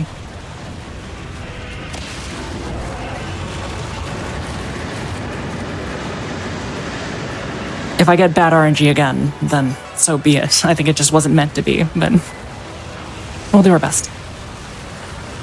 Doesn't waste that much time.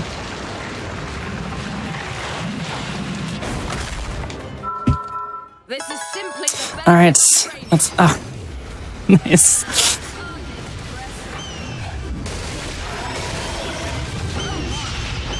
That's okay. Bad RNG twice in a row. But if that happens to you, as you've now seen, what you can basically do is just make sure that you dodge the first attack before you actually get one of your transformation strikes off. That was definitely better RNG than last time, so.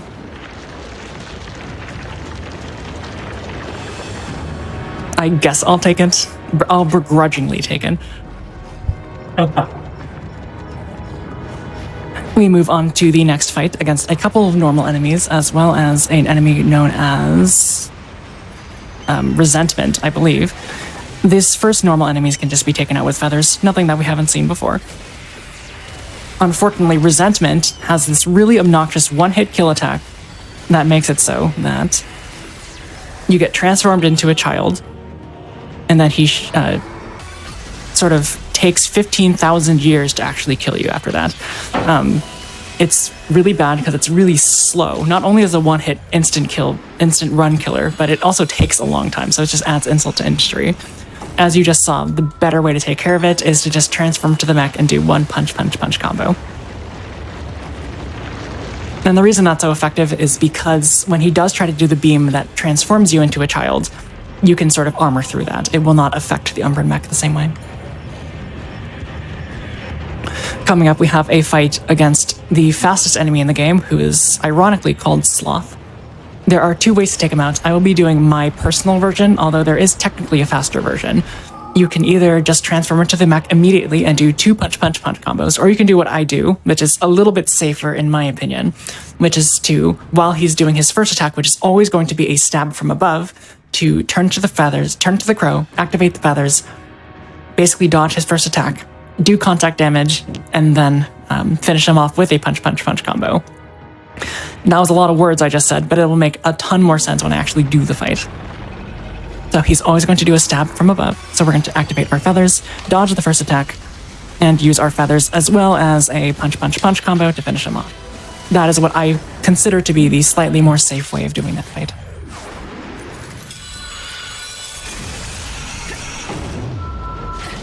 Alright, coming up is a fight against Rodon. Sorry. That is a huge mistake. We have a fight with Rodon. We are not fighting Rodon. You can fight Rodon in this game, and it is really hard, and I've never done it, so thankfully we are not fighting Rodon. We are fighting with Rodon on top of an insidious enemy. You would think that you can just let him take out all the enemies for you. However, that's really slow, because he doesn't really like to do what you want all the time. So, to sort of expedite the process, we're going to also help him out. You want to basically generally use feathers and take out as many enemies as you can.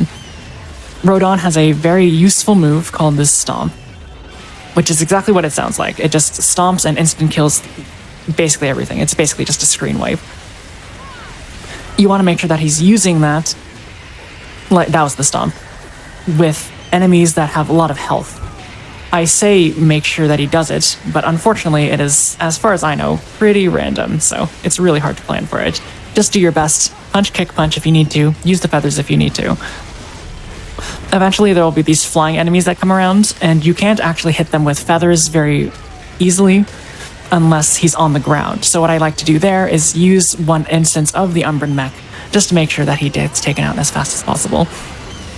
Make sure you're holding down that last punch button so you get the bullet climax to take him out. We have two final fights against Pains, and he did do the Stomp, so that took out two enemies with giant health bars instantly. That is as good a RNG as you can get. We're here. To respond to something in chat, I have attempted to fight Rodon. I simply have not beaten him. There she is. I'm a speedrunner. I would not necessarily call myself good at this game, casually though.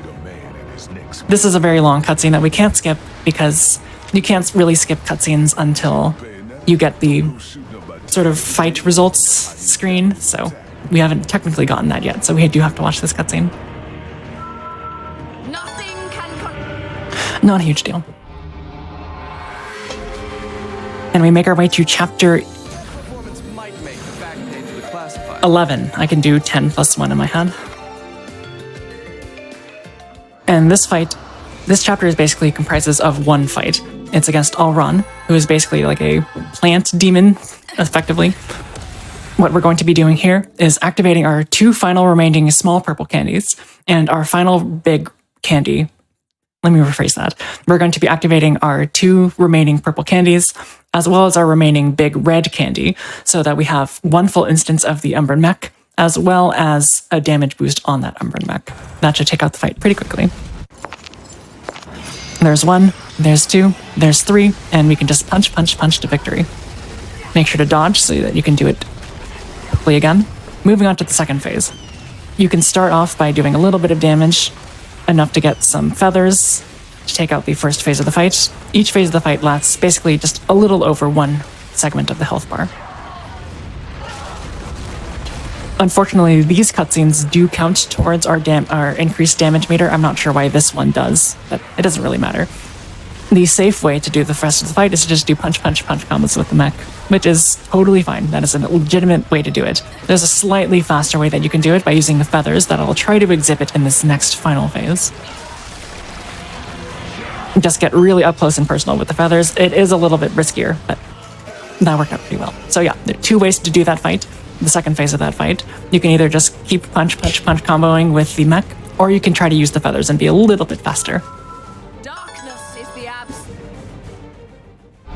And that's the end of chapter 11. Some of these chapters are really short for some reason, some of them are really long. I like the short ones because it makes me feel like I'm going faster than I really am. Alright, now that we're out of candies, we're going to do our second and final shopping spree. And we're basically only just going to fill up on candies that we lost before. Go into your items. Get purple lollipops and get some red lollipops. Make sure that all of these are sold out, your purples and your reds, and you can be on your way.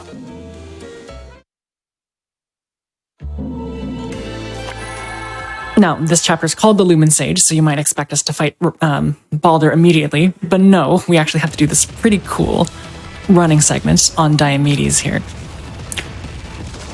This is a bit of a difficult segment if you don't really know what to do, but basically you want to be holding up the entire time so that you're moving faster along this road. Rosa's 3 times damage output is really, really helpful, and we're basically going to activate our Armor and Climax and have a ranged attack so we can take out these enemies from as far back as possible. And there will be times where we actually want to make sure that we don't deactivate the Umbran Climax. I've said that you can deactivate it with another press of the L button, but in these cases, we're not going to want to actually do that. Specifically because we need to make sure that we have access to the ranged attacks for the entirety of the spawning, I guess, wave, you could call them.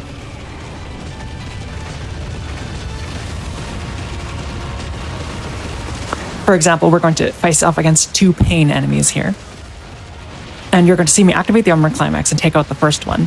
However, you're not going to see me deactivate the Umbran Climax. We're going to let it drain on purpose.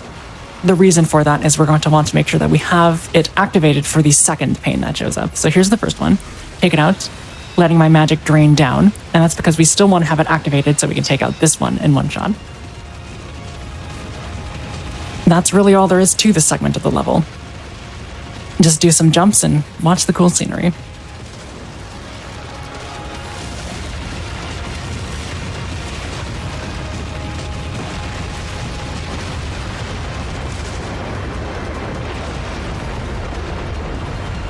Alright, so we have some debris that we're going to need to dodge.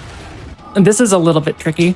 There's 2 ways that you can dodge through them. You can activate your normal witch time, which you just saw, which slows down the environment just slightly. And there's also the bat slash hornet slash crow within timing, which is really close. It's like 5 frames, I think. And if you get it right at the end of your dodge window, you actually get to just move through them as fast as possible. But that's really, really hard to time. I'm going to try to get it here. I didn't get it. I can do it one more time here. I didn't get it either. It's really, really hard, especially since you're moving so fast. Same thing here. Make sure your magic is still draining as you take out the first pain, so you can take out the second one with 1 final slash. Coming up is our final fight against Baldur. And this one is a little bit strange to actually explain. I'll do it now. basically you want to make sure that you use one small red candy and one small purple candy. That's why I recommend having both of those available on your sort of quick equip menu. After that, Baldur's just going to sort of stand there, or I guess float there for a while. I don't know why he does that, just to look intimidating, I suppose. But in that time, you can run up to him and hit him with one full ring of feathers. That'll get it so that your magic bar completely fills and you can start unloading on him with Umbran Mech. This is simply the benefit of training. Setup's not too difficult because he really just stand there for some reason. Activate one small purple candy and one small red candy, and you'll see that I now have access to the Umbran Mech. The reason I'm pausing here, because it should seem pretty self-explanatory, just turn to the mech and sort of power through the rest of it. You do need to be very cautious about one thing. If you take out the enemy's health bar all the way before the second phase of the fight, the game will soft lock. The game will transition you to the second phase of the fight. It'll show that it'll consider you to have beaten the fight, and so it will simply not spawn the boss for you to fight. So you are simply soft locked. I learned this the hard way one time and lost a run, so I will impart this knowledge onto you so that you don't actually have to go through what I did. So you're going to see me be very careful with how much damage I'm doing. That's all I'm going to do, because if I do any more, I run the risk of, unfortunately, just soft locking the game.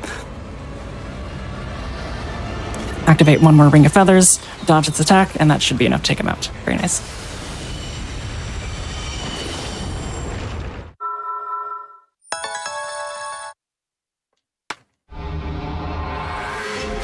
Alright, that is chapter 12, and we move on to the 13th, which, if you've played Bayonetta 1, should start to look very familiar as we make our way to Vigrid, the city of Deja Vu.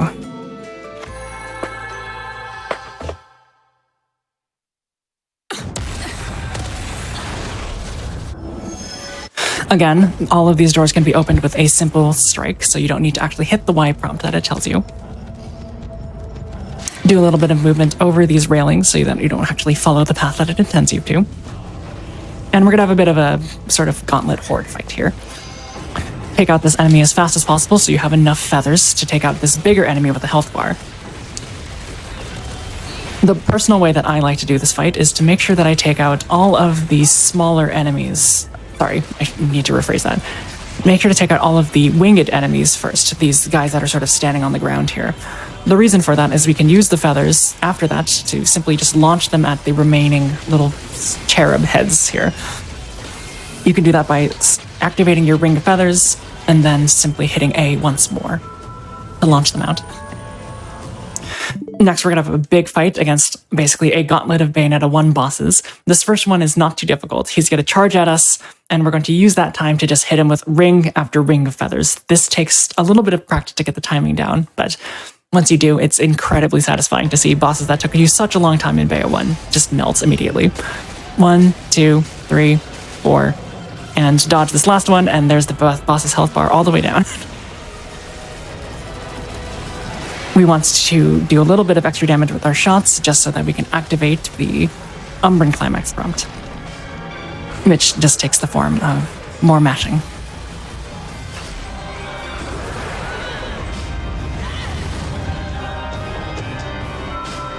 Darkness is the absence of light. Make our way into the second door here. I like to personally spawn one Ring of Feathers to take out some of the enemies with contact damage and then just finish off the rest of them with Umbran Mech. Open this door and be ready to dodge some giant lasers. If you get hit by these lasers, it is catastrophically awful. It really does a lot of damage, so you can just sort of jump over them instead of having to witch time them, which I think the game intends you to do. Not too big of a deal. As you strike through this next wall, but which, by the way, all of these walls can be taken out with basically just one strike of your panther, or tiger. Some sort of mammal. To the left of here, there's going to be a chest that will give us an extra red candy, which is fantastic. We're going to need it for the final boss. And then this fight is basically the same as all the others. Activate some preloaded feathers and take out enemies as you see fit. There'll be one extra one coming up here. Make sure to dodge his attack, and the feathers will take him out pretty quickly. If you find yourself in need of taking out just a little bit of health bar on any given enemy, it is typically a little bit more expedient to just go for punch, kick, punch with Rosa as opposed to transforming into the crow. You'll remember this from Bayonetta 1. Just basically activate this and dodge at just the right time. And turn into the mech, because again, that is the fastest movement option that you have available. Reload some feathers, and you can go ahead and punch these enemies that suck. We're going to see some even more infamous enemies from Bayonetta 1 coming up, Grace and Glory. Thankfully, they do not force us, is what I'm trying to say, to fight Gracious and Glorious, just Grace and Glory. Alright, coming up we have a very difficult boss fight against a hand. All we're going to really be doing is transforming into the crow, reloading some feathers, and just basically contact damaging him down. You can dodge the attack if you'd like, and just run up to him and make sure that he leaves so you can move on. This is simply the benefit of training. Alright, this movement is a little bit tricky. Basically, you're going to want to do exactly what we did before, where we sort of activate a witch time event just so that we can have good movement to the end of the stage. This one is particularly difficult because it's long, and if you sort of jump in the wrong place with the tiger, the game will sort of think that you're trying to climb up something and stop your momentum completely. You're going to want to make sure that you're very accurate with your jumps, and to not actually start this prompt until a little bit later down the line. So I'm going to run here a little bit, then activate the prompt. Ideally, I get this movement correct, jump over this chasm, and there's going to be one to the left and one to the right. One to the left, one to the right, and that's what I mean by it stopping your momentum, but that was pretty good. Coming up, we have a fight against a hand again, and we're just going to do 2 cycles of feathers and then just take him out. This movement coming up here is a little bit strange. It's going to want you to sort of crawl on the body of this enemy, but we're going to not necessarily do that quite exactly. We're going to actually run backwards and right first, because that lets us turn into the tiger without risking falling into the lava first. Here's what I mean. Go slightly back right, and then you can go forward. Nothing can contain me. There are 2 ways to do this next skip. Well, actually, this first here, there's another fight skip in this little arena here, which you can circumvent just by jumping at the highest point and turning into the crow and landing on this platform. There are 2 ways to do this next skip where you actually want to make your way all the way over to that door in the background. You can either do it the mech way or the slower and more safe way, which is the crow and panther way. If you're going to want to do it with the mech way, you want to turn into the mech, dodge twice so that you get the increased speed, and then jump at the very edge of this platform so that you sort of make your way all the way to the end. Like this. This was a little bit difficult because you need to actually maintain your speed all the way to the end. I'm going to purposefully lose this so I can show you the safe way, which is the one that I typically go for. Basically just make your way to this higher platform, and you can just run all the way over. It's definitely not as fast, but it is significantly safer. Before we do that, we're going to get this large purple candy so we can use it for the final boss.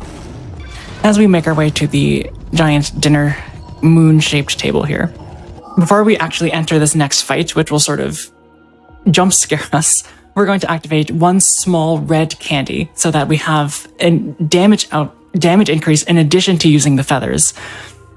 That might seem a little bit overkill. I thought you said perhaps before that you're not generally supposed to use feathers and red candies. Well, this fight has so much HP and can be so difficult that it is in fact worth it to double up on damage increases and feathers.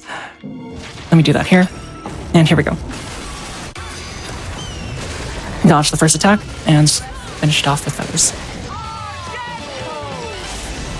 That is a very, very difficult fight casually. You can't really touch him very easily, and it attacks very quickly. In addition, you want to make sure you get that quick kill, because if you don't, he sort of likes to leap onto other sides of the arena, which can be really, really obnoxious to actually chase him down. Dark And that's the end of chapter 13.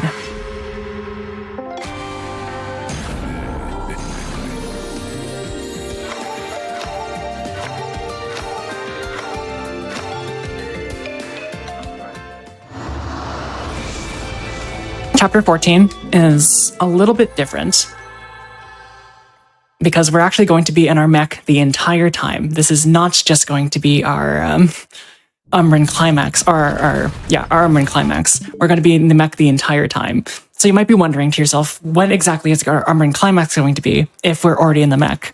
And the answer to that is an extremely powerful, basically just barrage of missiles. This fight takes a little bit of time to master. Do one punch combo on him, interrupt this guy's attack while dodging that second one's attack, taking him out, and then you should have access to the big missiles, which are really, really, really strong, as you can see here. Basically takes all of them out without too much effort. I don't believe there's one left. Yeah, we should be good. As we move on to more bosses, this entire segment is basically just boss after boss after boss after boss, which makes it feel like it's not really a boss rush, it's just a lot of big enemies. You want to make sure you dodge these, just because they will do a little bit more damage than I'm normally accustomed to do. You can transform into the Umbran Climax immediately, so you can take out these enemies quickly. And you're going to get access to one final fight, which you will get an extremely fast magic gain, but we're actually not going to use the Umbran Climax for that last fight. The reason for that is because there's a fight coming up that is a little bit RNG dependent, and I'd like to have as much access to the Umbran Climax as humanly possible.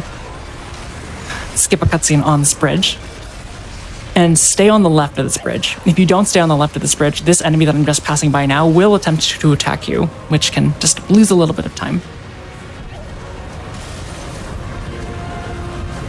Alright, coming up is a fight against Sapentia, which is the water fight that you fought in Bayonetta 1. He has this really annoying attack that he can do where he leaps towards one side and shoots a bunch of missiles at you. This is obviously really bad because you're not close to him and you can't keep doing a damage. If you see that, it's not too big of a deal. It doesn't lose that much time, maybe 5 seconds at most, but ideally what you want to do is dodge every one of his attacks that he has at a stationary position, because that'll let you deal the most amount of damage without having to sacrifice any time. Alright, that was okay. Activate your Umbran Climax, and do as much damage as you can. Make sure to dodge those claws. And that should be the end. Very nice.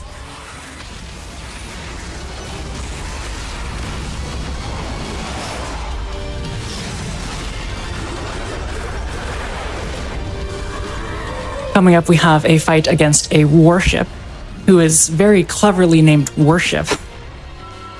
He has... yeah, exactly. He has 3 health bars that are not really easily communicated on this health bar, that it's actually shown on screen. 25% of them is taken up by 2 heads, each on either side, which activate as sort of these shields generators. Once we take out them, then we can get to the main head.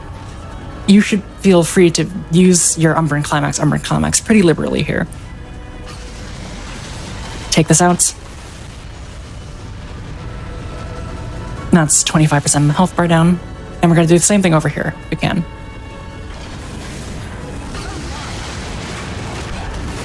And there's the second half done. So now we have our final fight against the face of Worship, which is just going to be basically dodge everything you can and get a lot of time to actually activate your Umbran Climax. I'm not going to use all of it, though. Reason for that is the next fight that's coming up also really benefits from having the use of Umbran Climax. So ideally you have one use of it for this next fight. Against Eustitia, I believe the name is. Same sort of concept here. Dodge any attacks you see, and use Umbran Climax whenever you get the chance. If you don't have it, simply just use punch.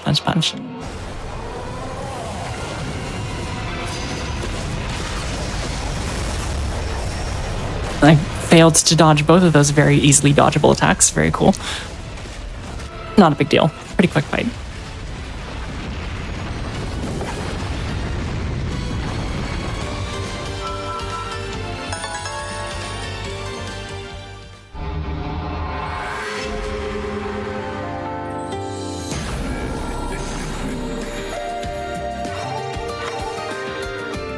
Alright, now we have chapter 15, which is basically just a huge gauntlet against Bayonetta 1 enemies, just for the nostalgia's sake, I suppose.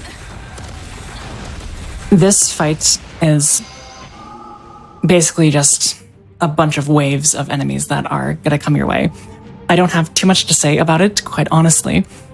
Use feathers whenever you can. Try to avoid using the Umbran mech because it's a little bit too clunky and slow. Feathers will do your maximum damage that you can against all the enemies that you see. There's one thing to keep in mind though. In addition to introducing you to one of the big health barred enemies on the bottom right, it'll also spawn in a couple of your normal affinity enemies, your standard just angels. You want to make sure that you're actually keeping an eye on taking those out too. If you don't take those out, the bigger enemies won't spawn and you won't be able to progress in the fight. So it's not just a matter of taking out the big health barred enemies, you need to take out everything.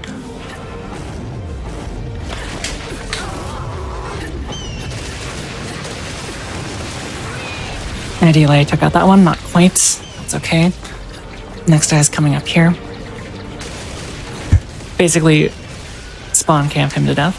That's fine. Here's Grace and Glory, which should be taken out pretty quickly. As you can see, I'm making sure that I'm also taking out all of these little affinity enemies whenever I have a chance, just because they can be really obnoxious if you don't.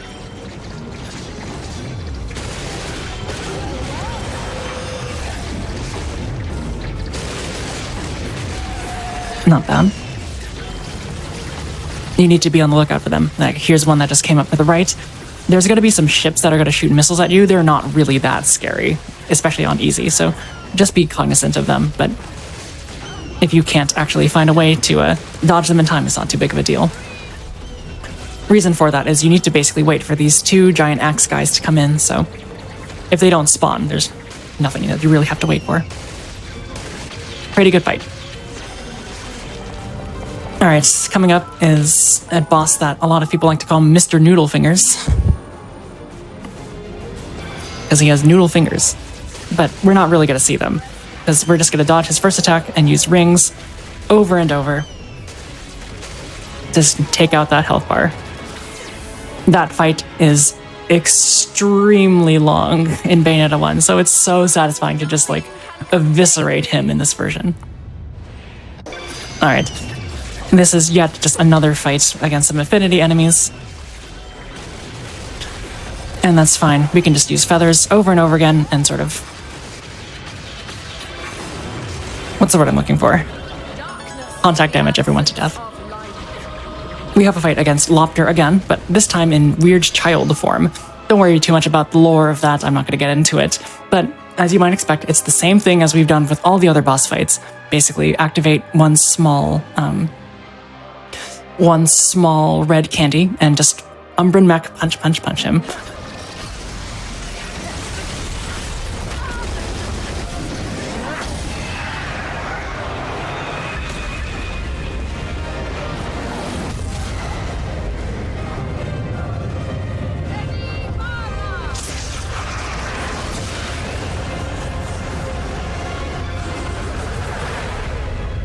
I have become so jaded to this cutscene that I'm not going to actually comment on the the sheer monstrosity of that attack that was just launched at me.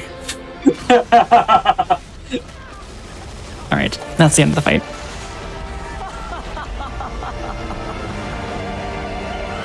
Now, you would be forgiven for thinking that that's the end of the chapter, but for some reason they really want you to keep going, so...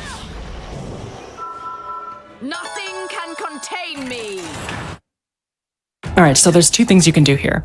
You can run down this path, which is technically faster, but if you're really getting used to this run and you're a little bit worried about your health, there's a secret thing that you can get by jumping on this pillar here and jumping over to the roof of the cavern.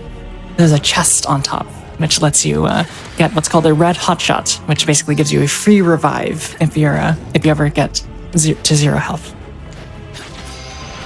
One more fight against Grace and Glory, just because the game wants to give you one final middle finger.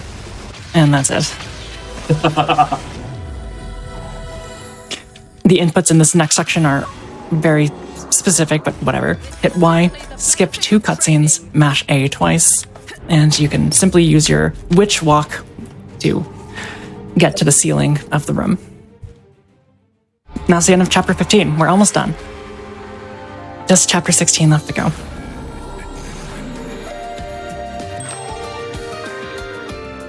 Which I'm going to start without explanation, because you'd expect it to just be against the final boss, yes? You would expect that, yeah.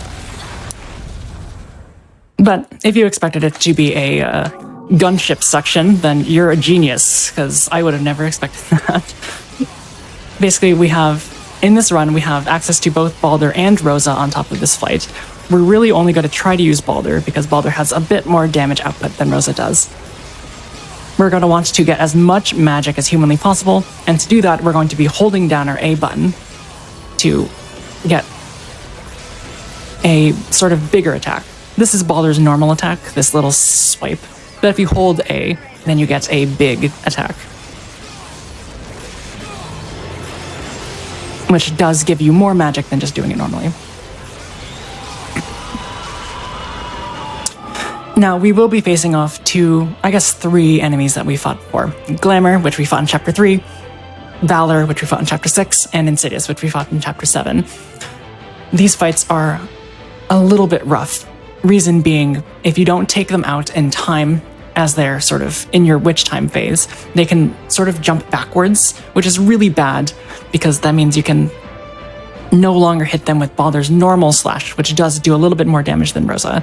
So you do need to be a little bit cautious about what you do here. But ideally, you just activate the Umbran Climax and use Baldur's gigantic move here. I didn't quite get it, so I do actually have to mash Y with Rosa. Not a huge deal. And finish him off with a couple missiles. In the Umbran Climax form, if you hit A, you get the Baldur slash, and if you hit Rosa, then you get... If you hit Y, then you get Rosa attacking, which is just a missile. They both have their uses, but generally speaking, you want to stick with Baldur's attacks. Ideally, I get full 2 bars of magic for this next fight against Valor, but that's very difficult to do. The reason I would like 2 of them is simply because it makes it so you have a little bit of leeway with your attacks, and you can take out Valor pretty quickly. Sorry, Valiance, I believe.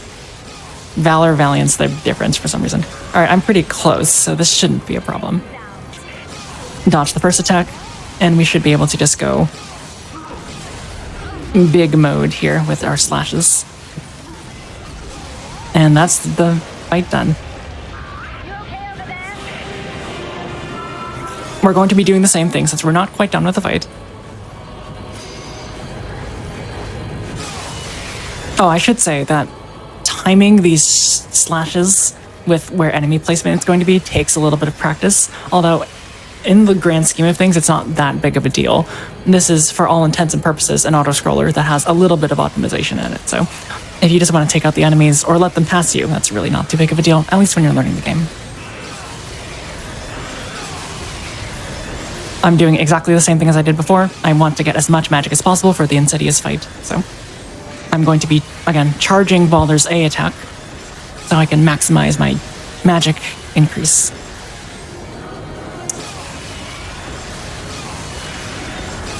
With these guys, I just typically go for the normal slashes.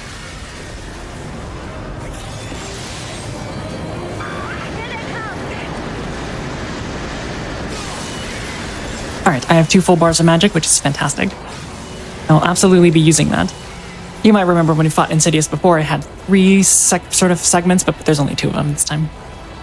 And we're going to be doing exactly the same thing as we did before.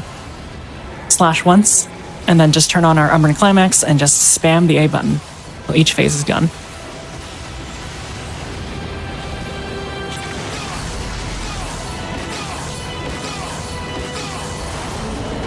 Alright. There's going to be a little bit of a fake out here. Insidious is going to pop up behind us, and we're going to mash the Rosa Y button as fast as possible so we can avoid all of the shots and get through it as fast as possible. Duh. That was a bad sentence. And we did get something that's extremely important. We finished this phase of the chapter with 1 full magic bar. That is really, really, really important. The absence of light. skip 3 cutscenes, and as we make our mad dash to the final boss, we're going to activate both of our small candies, our small purple candies, to get us 2 full bars of magic. And before we enter the fight, we're going to do a little bit of prep. We're going to activate our big red candy just before we enter the door, enter our menu, and replace one of our equips, preferably your purple candies, with the big purple candies. Like I said, big purple candies give you a little bit more magic, by which I mean it gives you 1 full magic bar. So when you're in a pickle and you really need to get that Umbran mech off, that's the candy to use. First phase is pretty easy. Just punch twice. Should take out twice pretty quickly. Same with the second phase.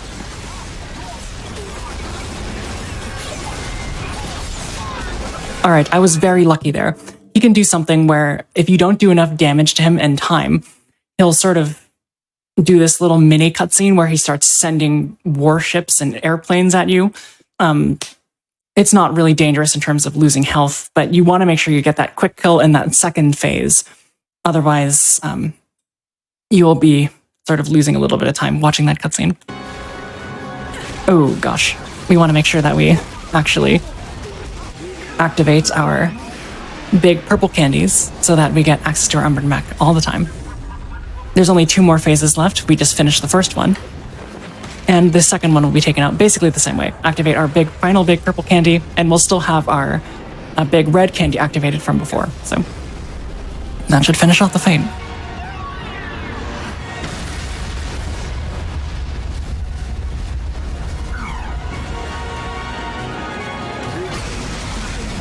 And there we go. Run up to him with 1 final strike, and activate your final Umbran climax prompt of the game.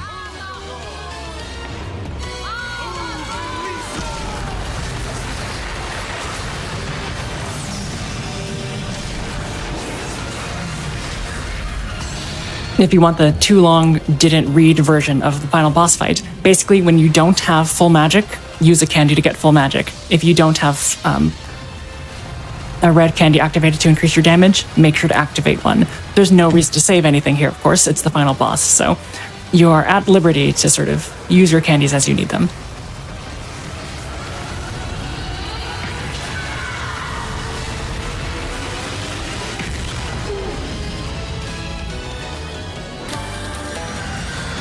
We're not quite done yet, though.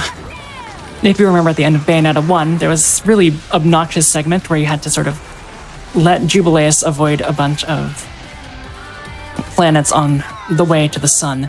Thankfully, they made it a little bit nicer this time, and just is one sort of lead-in segment to the gaping maw of Gamora.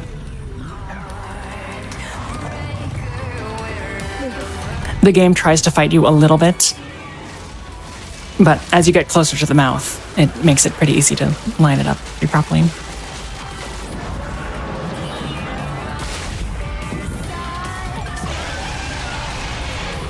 All right, that's the end of Chapter 16, but not the end of the run, because even though I complain about this, it does make sense. We still technically have control over the character in the credits, so the run is not yet over. We do have to play through the credits. I kind of understand it, but I agree with you.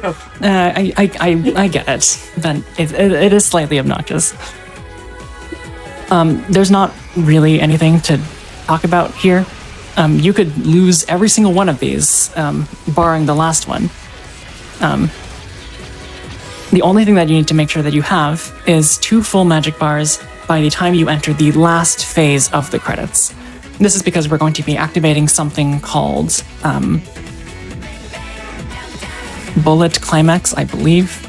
Yeah, basically what you're going to be doing is moving your left stick in a circle and simply mashing the Y button, which is your general shoot button. After you do that, all of the enemies that are far off in the distance will sort of be hit regardless. So it's a little bit, what's the word? Inconsistent, but it's our best chance of taking out the enemies quickly. I'm just doing these for the fun of it. Again, these don't actually mean anything. You gotta do something while you're in the credits, right? Yeah, I mean, I guess I should be happy that they did give us an activity to do during the credits, but Yeah. unfortunately, this has the repercussion of making us wait until the end of the credits to finish the run. Yeah.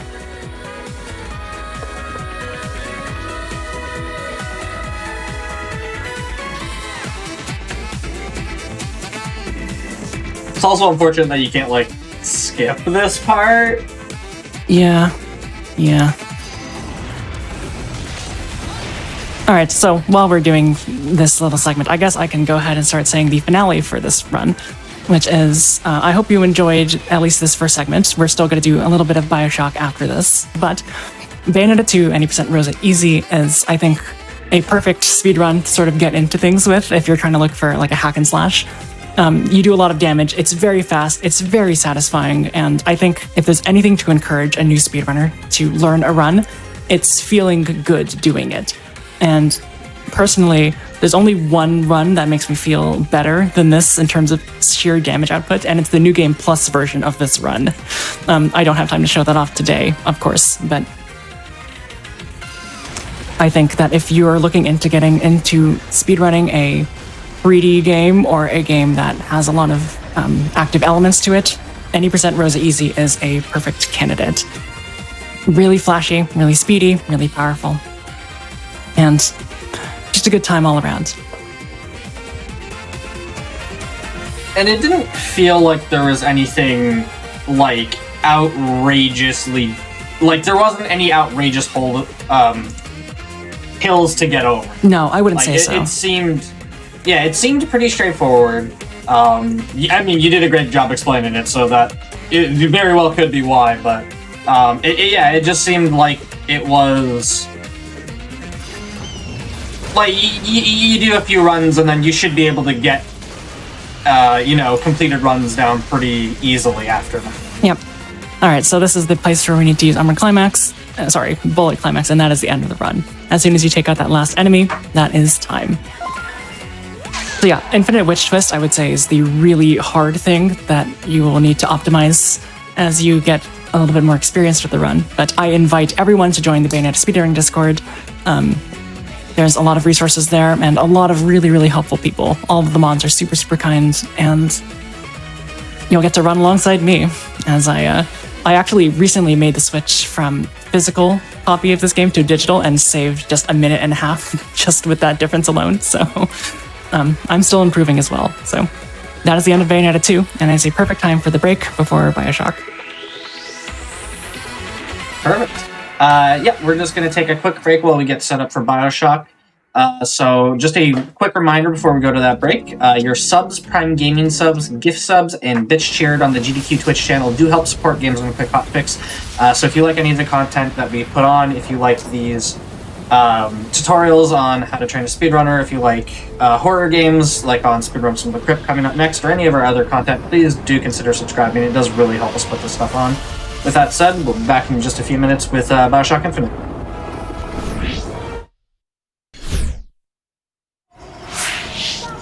Hello everybody and welcome back to the Games Done Quick Hotfix. This is How to Train a Speedrunner, and we are here for the second tutorial of the day, which is going to be BioShock Infinite Burial at Sea Episode 1. We still have a variety pack here. We'll hand it right over to you. Alright, thank you very much. I am back with something completely different. This is BioShock Infinite Burial at Sea Episode 1, the first of the two of the DLCs in this game, BioShock Infinite. The reason that I'm showing this off is because I've had the privilege of showing off BioShock Infinite a couple times now on GDQ, at least adjacent events, once at Frost Fatals and again at Aimbot just a couple weeks ago.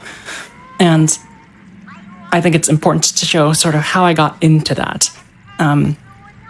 I did not start by learning the base game. It is very long and it's very difficult, and if it looked intimidating on either of those runs, I totally understand. I know that I sort of said that they would be really good learning tools, gearless especially, but they are long and they do take a lot of effort.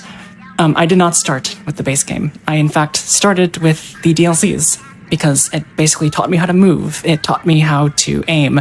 It taught me how to sort of think about the ways that death warps work. It taught me a lot of things, and that's why I'm going to be showing it off to you as a sort of stepping stone to learning BioShock Infinite if you'd ever choose to do so.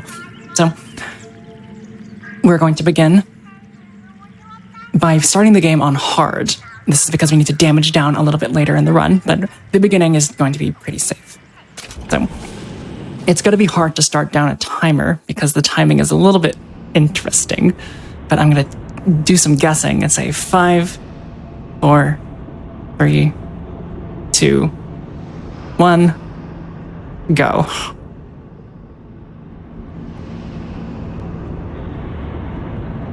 All right, I was 6 seconds off, but who cares? All right.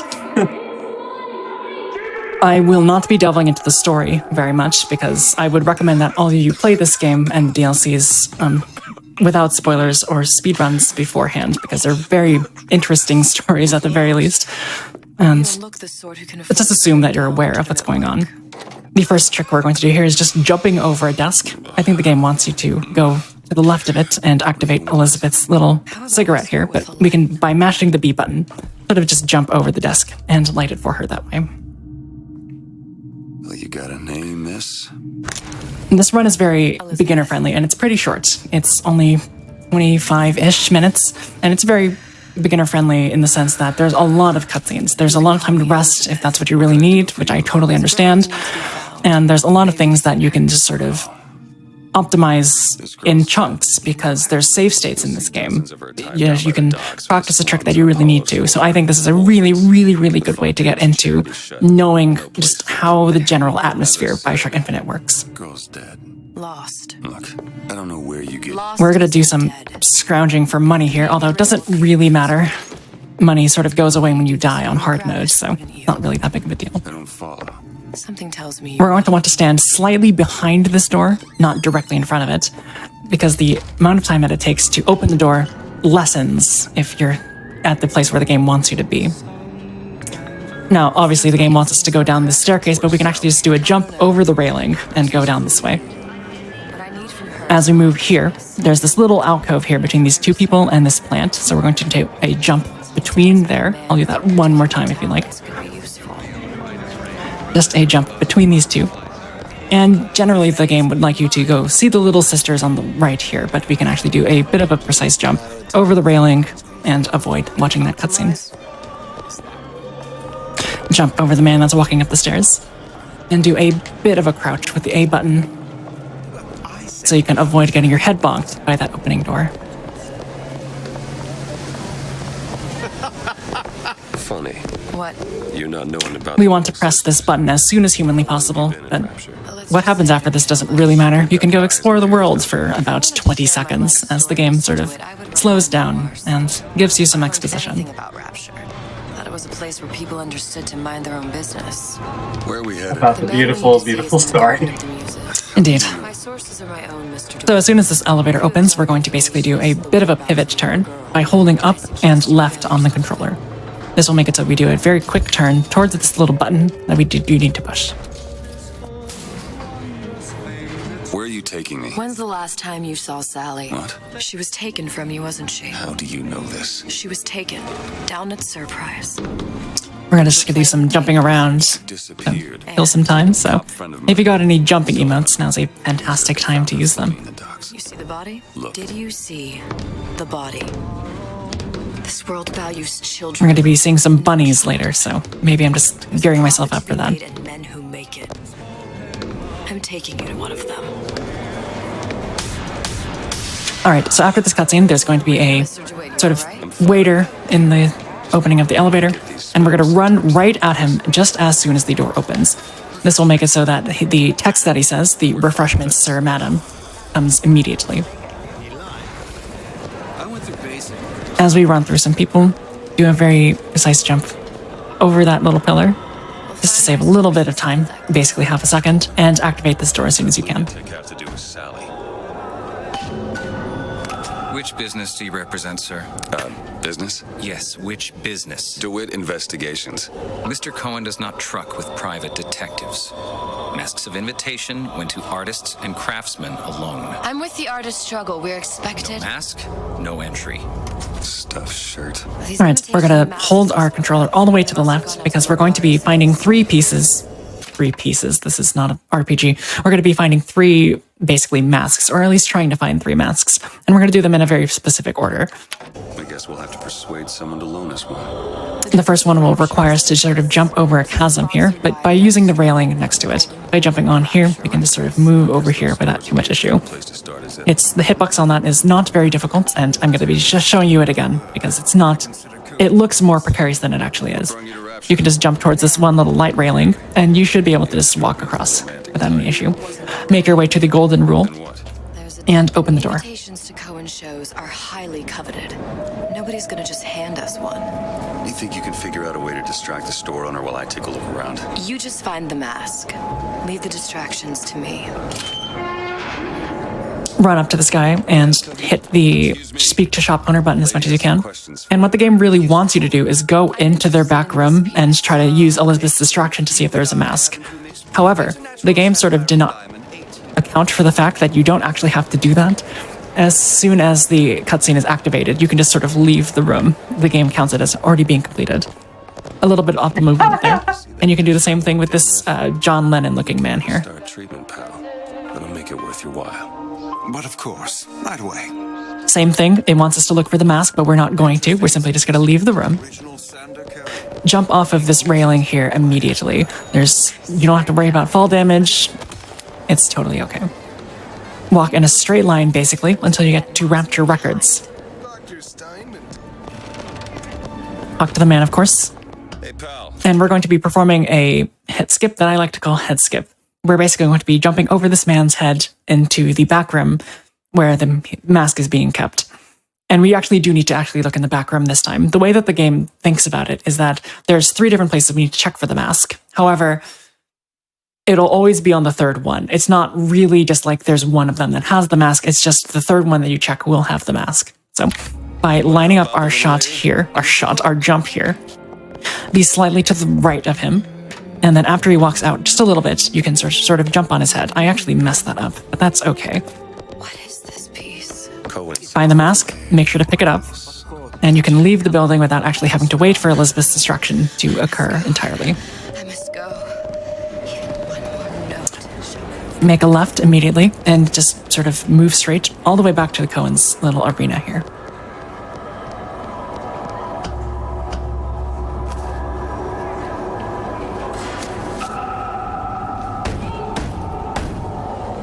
I apologize for missing a jump head skip. However, the cutscene, the what do you call them? The checkpoints in this game are really bad. So if I went and reloaded a checkpoint, there's no telling where I would end up. So just to keep it a little bit safe, I did not do that and just accepted the loss.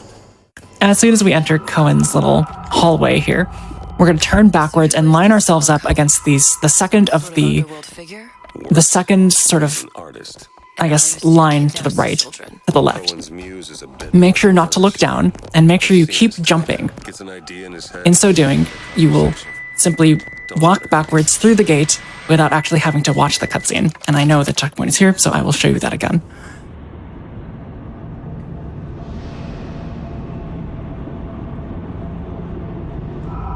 Again, make sure you're on the second sort of pathway here from the left. And make sure you just keep jumping backwards. Kidnaps children. And don't look down. If you look down, the cutscene will still activate. Gets an idea in his head and a conversation. So you want to make sure you're looking directly forward so that Elizabeth will sort of be forced to run after you. If you don't do this, there's a little bit of a cutscene that shows, oh, this is the Cohen's massive hallway, but we don't really care. After Num jumps backwards, we're going to enter the very, very long cutscene of Cohen sending us down to the depths of Rapture. So we're going to say hello to this little bunny here. So everyone say hello to the bunny. Look how cute he is. And while we wait for this rather lengthy cutscene, Church, why don't you tell us your thoughts about this game? So my thoughts about BioShock Infinite as a whole. I think the plot line is okay. I am not a fan of the kind of story it's trying to tell, so I was never going to like it. In terms of the gameplay, I expected to play a BioShock game, and I was not playing a BioShock game. It never felt like a BioShock game. It felt like I was playing Space COD or COD with, like, superpowers. So if I came into it looking for a Call of Duty game, yeah, it was a pretty alright game, but in terms of a BioShock game, I was very disappointed. Go ahead. That seems to be a pretty common thought that's levied towards the game, which is totally understandable. It's very different from BioShock 1 and 2. Which is totally fine. Like again, if I came in expecting that, 6, 7 out of 10, but I spent so long avoiding playing this game, I didn't know the gameplay was so different, so I just came in and it was like, oh, this is not what I wanted. Yeah, I understand.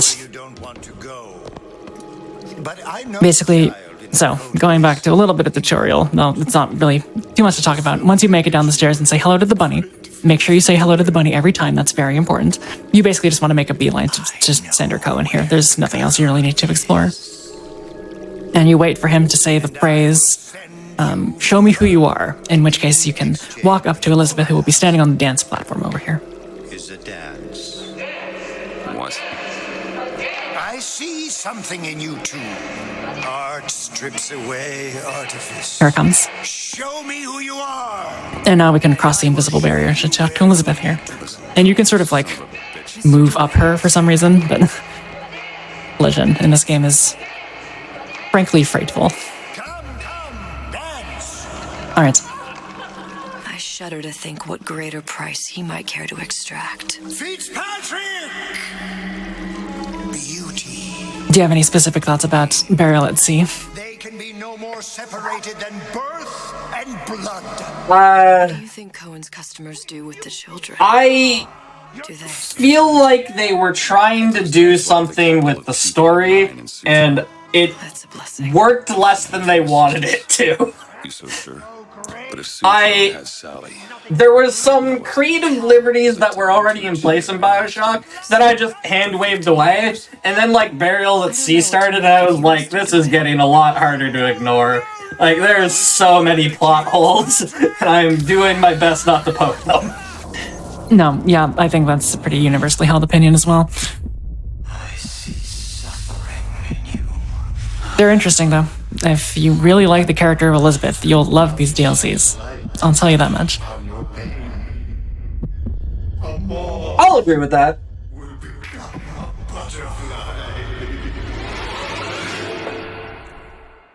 Alright, as good of an introductory speedrun as I think this is, this middle cutscene here with Cohen does take a long time, but like I said, if you really like having breaks in your speedruns, this is really, really good for that. And it shows you a lot of really cool things that you can do with out of bounds and death warps and stuff like that. So I would recommend that you stick with it, even if it does seem a little bit cutscene heavy. Mr. DeWitt! Are you alright? I'm fine. You were dreaming. You kept saying your daughter's name, Sally. She's not my daughter. I thought... Now, I don't remember, do you have to, like, input anything during this cutscene, or can you just, like, full get up and walk away? You, after you select the Dance with Elizabeth prompt, you can just sort of walk away for a little bit. Yeah. A great time to hydrate and get some water, I guess. Yeah, exactly. I will say that the reason I'm exhibiting this one and not Burial at Sea Episode 2 is that Burial at Sea Episode 2 is not nearly as fun a speedrun as Episode 1. If you think this is cutscene heavy, Episode 2 is riddled with cutscenes from head to toe, and it can be fun in its own way, but there's a little bit more action in this one. Brian sent the whole thing to the bottom. But it's a prison now. Why would Cohen have sent Sally there? I don't know. Everyone has needs. I merely provide a service for those who have the means to pay. You'll find your little bird in the housewares department. Alright, right, I might as well take the time to explain a little bit of what's coming up next. We have something called Gate Skip. Gate Skip is very finicky. It is probably one of the most important skips, and it's also one of the run's most difficult. So we'll be spending a little bit of time there just to explain what's going on. This is not exactly a speedrun, so I'll take the liberty of time to explain what I'm thinking about when I do gate skip, because it can be very, very difficult. After we leave the bathysphere here, we'll reload our gun just for posterity's sake. Keep your eyes open. Seem to be some supplies this way, Mr. DeWitt. It's Booker. And we'll run right towards this little It's all the same to you. segment here. Leave it at Mr. DeWitt. Press our way towards it and aim towards these little 2 dots that you might see on screen. That is really hard to see, but one of them is just above my crosshair there, and the second one is just above my crosshair here. It's a little bit hard to display this because I'm using controller instead of mouse and keyboard, but between these 2 little dots. After you do that, you're going to want to press in the left stick. This will sort of tell the game that you need to be in sprint mode. It's not like a PC game where you need to hold shift constantly in order to be able to run. You actually enter like a run mode when you're doing it on console. A very short time after that, you're going to be moving forward and jumping all the way over to the other side of the gate. Like that. This is actually really difficult. It does not look difficult, but it's extremely finicky actually trying to get on here. So, for the benefit of anyone who happens to be following along, your order of events is you're going to be pressing yourself into this little gate here. And you don't have to worry about this too much. I'm currently holding forward on the controller right now, and as you can see, I'm not moving forward at all. You can sort of nestle yourself into this little corner, and that's the perfect place to set yourself up. Aim towards these little 2 dots here, right in the middle of them. It doesn't really matter how high or low. Make sure you hit your left stick, L3 down, and very short after that, move forward and jump at the same time. I did not get it there. Like I said, it is absolutely reasonable for you not to get this for a while. I was looking for, when I first started speedrunning this, I was looking for a way to make this consistent over and over and over again, because I just felt like it was just chance when I was doing it. But I found that the game gives you enough time with the cutscene to actually give you the ability to aim at those 2 dots and set this up fairly consistently. I'll do it one more time. Ideally, at least. Very nice. And so after you make it up here, you're not quite done. You need to jump up onto the 2nd level railing here. And after that, you can jump on top of the gate and make your way over. Now, you might think that this is a little bit strange. This needs to be frozen. This splicer that comes through here normally freezes this and makes you move on. But for some reason, they just made this so this has collision. It's not actually water. So we're going to take advantage of that and move on.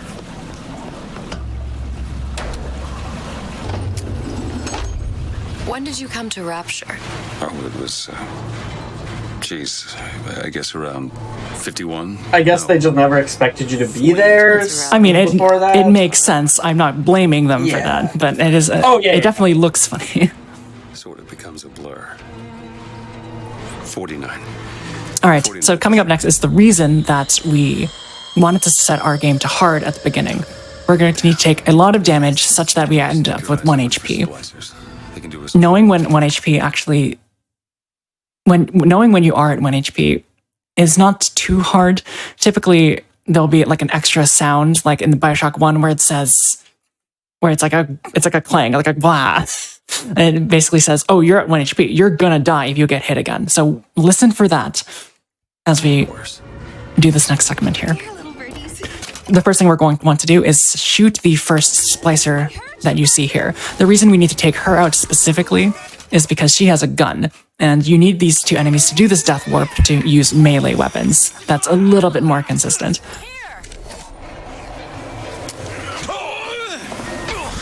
So you heard that, right? It was really subtle, but you could hear like the blah sort of sound effect that basically told us that we're at 1 HP. Now, if you remember anything from the Frost Fatals run that I did or the aimbot run that I did, you might remember that death warps basically mean that when you jump and you take damage to 0 at the same time, you can sort of carry your momentum in any direction as long as you move over the loading zone. So that door that you see right above the pause screen right there is what we're going to be death warping through. We're going to wait for the enemy to load up an attack and jump at just the right time where he hits us, knocks us down to 0 health, but he'll actually push us through the door because the game still wants to give us forward momentum.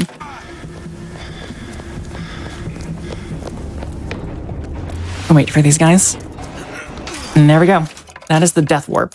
Death warps are extremely crucial in BioShock Infinite main game runs, and it was really nice when I was first learning this run to be like, okay, this is how death warping is intended to work. So when you actually have a rocket launcher in the main game, it becomes like a lot of bolts start clicking a lot quicker. It's like, okay, I need to be at 1 health. Okay, I need to shoot at such a time when I'll be able to jump at the same time and carry myself through doors.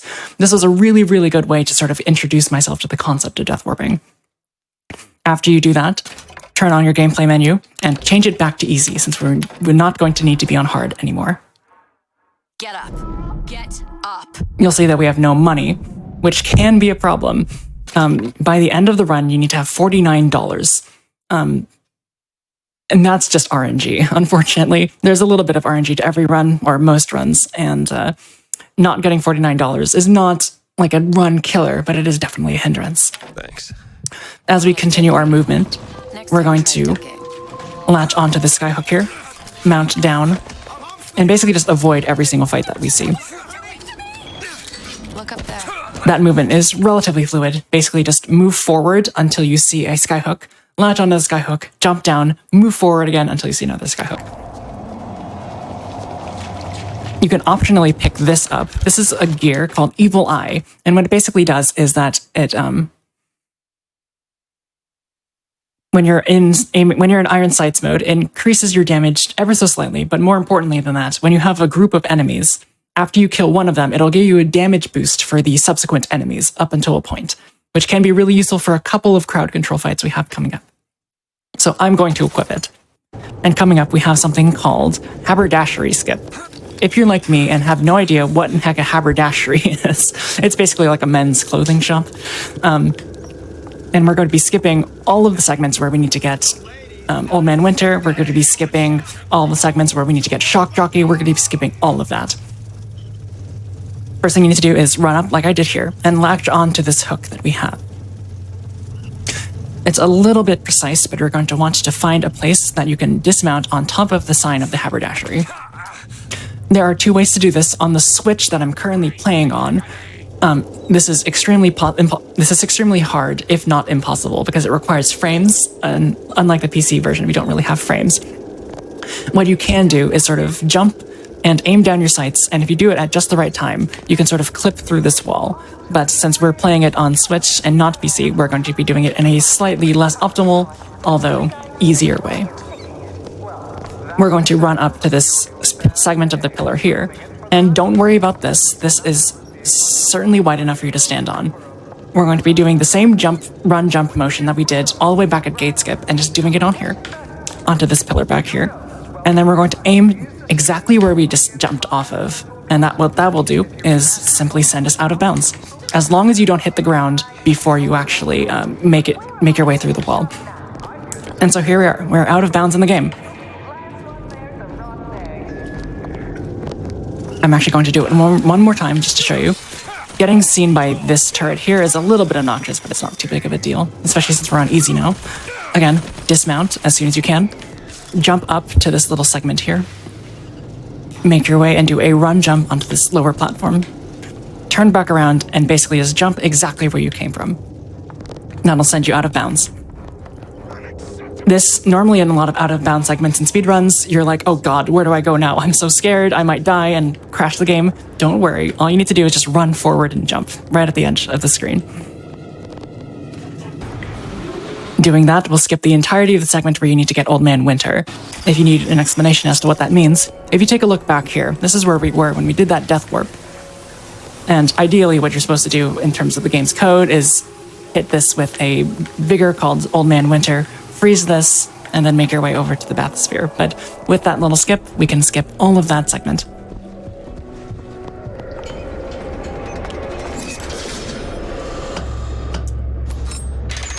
right, with that, we're more than halfway done through the run. That just skipped a lot. It did.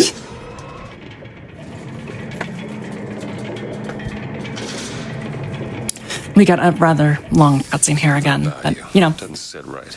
par for the course for this DLC. You as the rapture type.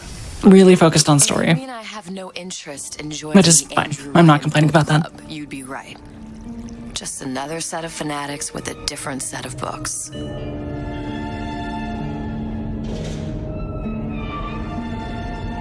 I gamble. What? You asked me how I lost Sally. I gamble.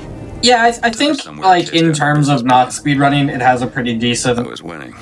like, A place like that. story to gameplay ratio. You don't let a kid out of your sight. It's just unfortunate when you skip all the gameplay. Yeah, it is. There are a lot of really fun fights that you can do in glitchless, obviously, where you have to actually aim a little bit better. But in this version of the speedrun, it's not super material. Let's hope Colin was on the level when All he right. said this is where we'd find Sally. So after this, we have a fight against one guy with a machine gun. We need to shoot him in the head and then pick up his machine gun. That's all we really need to Putting do a there. child in prison would be high art. The sooner we find her, the better. There he is. Get him to stop, aim down, and shoot the head.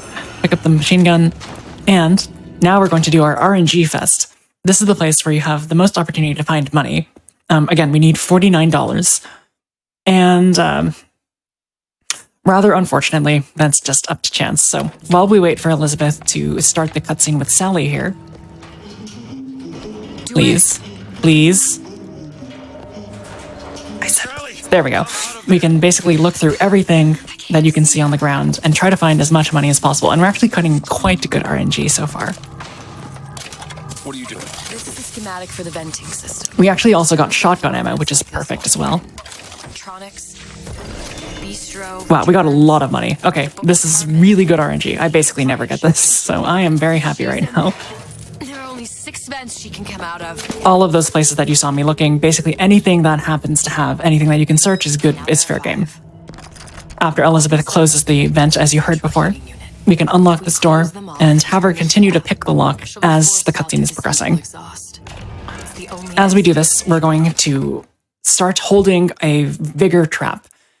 Vigors in BioShock Infinite have 2 different ways that you can use them. You can either just activate it by pressing the L button once, or you can hold it down and activate a sort of secondary effect.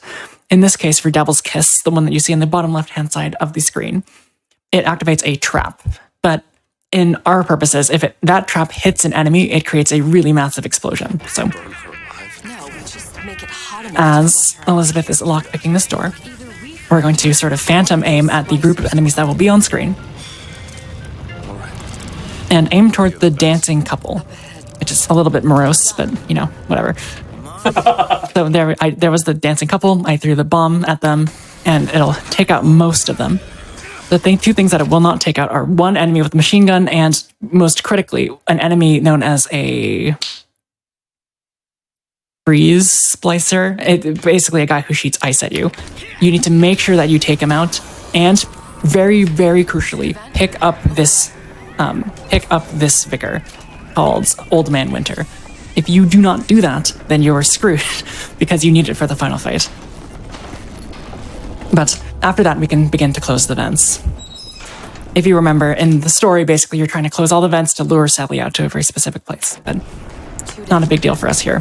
This would be also another good place to find money if you did happen to find yourself low, unlike me. Coming up is the bistro. And something very interesting about the way that these vents work is that normally you can't activate them until all the enemies are taken away. But what that really means is that you can't activate them until... what that does mean is that you can activate them until an enemy sees you. So we're going to be making use of that. We're going to run through this door, punch this first splicer, just to knock it out. And then we're going to stand on this railing here. What that'll basically do, very much like the haberdashery skip from before, that railing doesn't look very spacious, but it is enough to carry Booker's Collision. After that, you're going to turn around and jump right towards the vent. You need to make sure you're very quick about this. Otherwise, the enemies will see you and you'll not be able to actually activate the vent as intended. So down, forward, vent. You can kill these enemies if you need some extra money, but I'm going to avoid that for now. That is optimally, you don't have to spend time on that fight. And you can loot these enemies and purses here if you are also in need of money. Make your way up to this hook, dismount, and leave the area, which is most of the run completed. All right, so coming up next, there's going to be a... Sorry. No, you go ahead. Coming up next, there's going to be a sort of another couple to the left of us, as well as a bookstore to the very left of that, and then another vent directly in front of us. We cannot get the couple to actually look at us, because as I said, if you are aggroed, you just can't close the vents. So we need to run to the right-hand side of the couple and close the vent as soon as possible. It's not working. You can take a look at the fridge if you need to. Come on. And close the vent there. So I might have missed this. How much money are we looking to have here? At least $49. I guess. Okay. At least $49. Perfect. I have 79, which is huge. That's way more than you need, but I got lucky. Getting 49 is, I'm not going to say really hard, but it is slightly rare. So you will need to probably do some extra looting in those places that I've shown. Coming up is a segment of the game that is probably the game's most hard. It's the one that I mess up the most. You basically need to activate this last vent before the enemies see you, but you're going to be right in the thick of it and you need to be really, really fast. So let me try to perform it and see if I can explain it on the way. Pick up this extra salts, take out these enemies as fast as possible, and you're going to be running up, aiming up onto this hook. After you've aimed up on that hook, you're going to be doing a dismount on the dark part of the bookshelf that's going to be right in front of you. After that, crouch using the A button and very carefully make your way around the pillar. You'll see the vent and you'll see enemies, but if you're very fast, you can actually hit the vent before the enemies see you. So there's the dark part, crouch, and there we go. We can close the vent even though we're right in the thick of the enemies. This is very hard. If you fail that, you have to just do the vent thing again. You could just take out all the enemies, but you'd prefer to have more ammo, so it's really it's pretty consistent if you practice it in, but it can be really hard and you need to be quite fast. So I'll do it once more just to show you. Pick the salts, take out the enemies, enter the door and aim up. Look towards the dark part of the library, crouch, and do your best to move around and activate the closed vent before the enemies see you. This will take practice. That's simply unavoidable. This is, in my opinion, other than Gateskip, probably the most difficult one because it's, I don't want to say inconsistent, because if you're quick enough, it will always be consistent. The only problem is that it's so late in the run that it can be pretty soul-crushing when you don't get it. So it's definitely merits practice. After that, just move your way up to this little skyhook, exit, and leave the area. And the enemies will simply just not follow you for whatever reason. Pick up any extra money that you can find here. And go ahead and put 2 fire traps onto this door. Again, you do that by holding the L button, not just by pressing it. Here's where you need to actually spend all your money. You're going to invest everything into Tommy gun ammo as well as shotgun ammo. Those will be your primary ways that we deal damage throughout the rest of the run. I have a little bit of extra money, so I will be a little bit indulgent and get some Eve as well. Eve is basically the salts from BioShock Infinite and gives you magic power.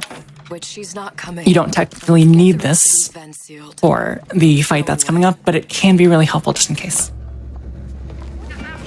As soon as we close this vent, jump backwards and open this door so Elizabeth can make our way to the next phase of the fight as well as possible. I will say here that before I move on, this is not required for the PC version of this run. If you're using the PC version of this run, you have a lot of more frames than the Switch does. In fact, what you're going to do is sort of go over to the right-hand side of that place of after the sort of refrigerator that we saw, instead of the left as we did. And what you can basically do is do a very precise jump and sort of keep jumping via your scroll wheel, and you'll be able to sort of climb over the rubbish and the garbage and stuff like that. I don't have access to this frame, so I will not be showing that off, but if you take a look at any of the PC runs for this category, you'll see what I mean. It's done. Alright, this fight is a little bit interesting. Jump off and kill these 3 enemies as fast as possible. You can do that with 1 shotgun shot if you're very lucky. Nice. Taking out those 2 others with 1 use of the fireball and 1 use of the shotgun will take all the enemies out very quickly. If you don't have the fireballs, that's not a huge deal. If you picked up that gear that I recommended you pick up, it should give you enough excess damage to make sure that any of the shotgun shots will hit for maximum damage. How the hell am...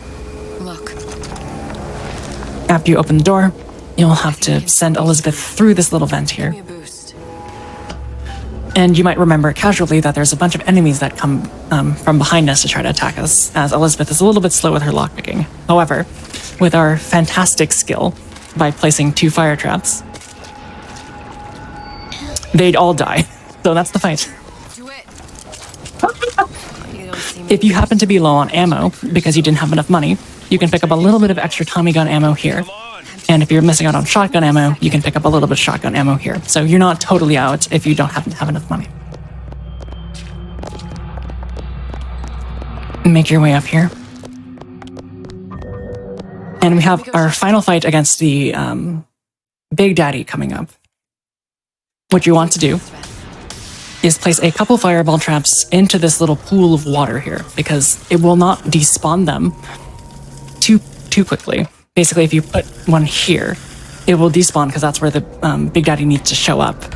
However, if you place it just out of range of the Big Daddy's little spawn location, it will not actually despawn.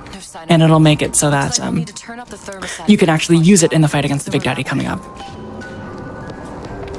We run up to the thermostat to sort of force Sally out via extreme heat.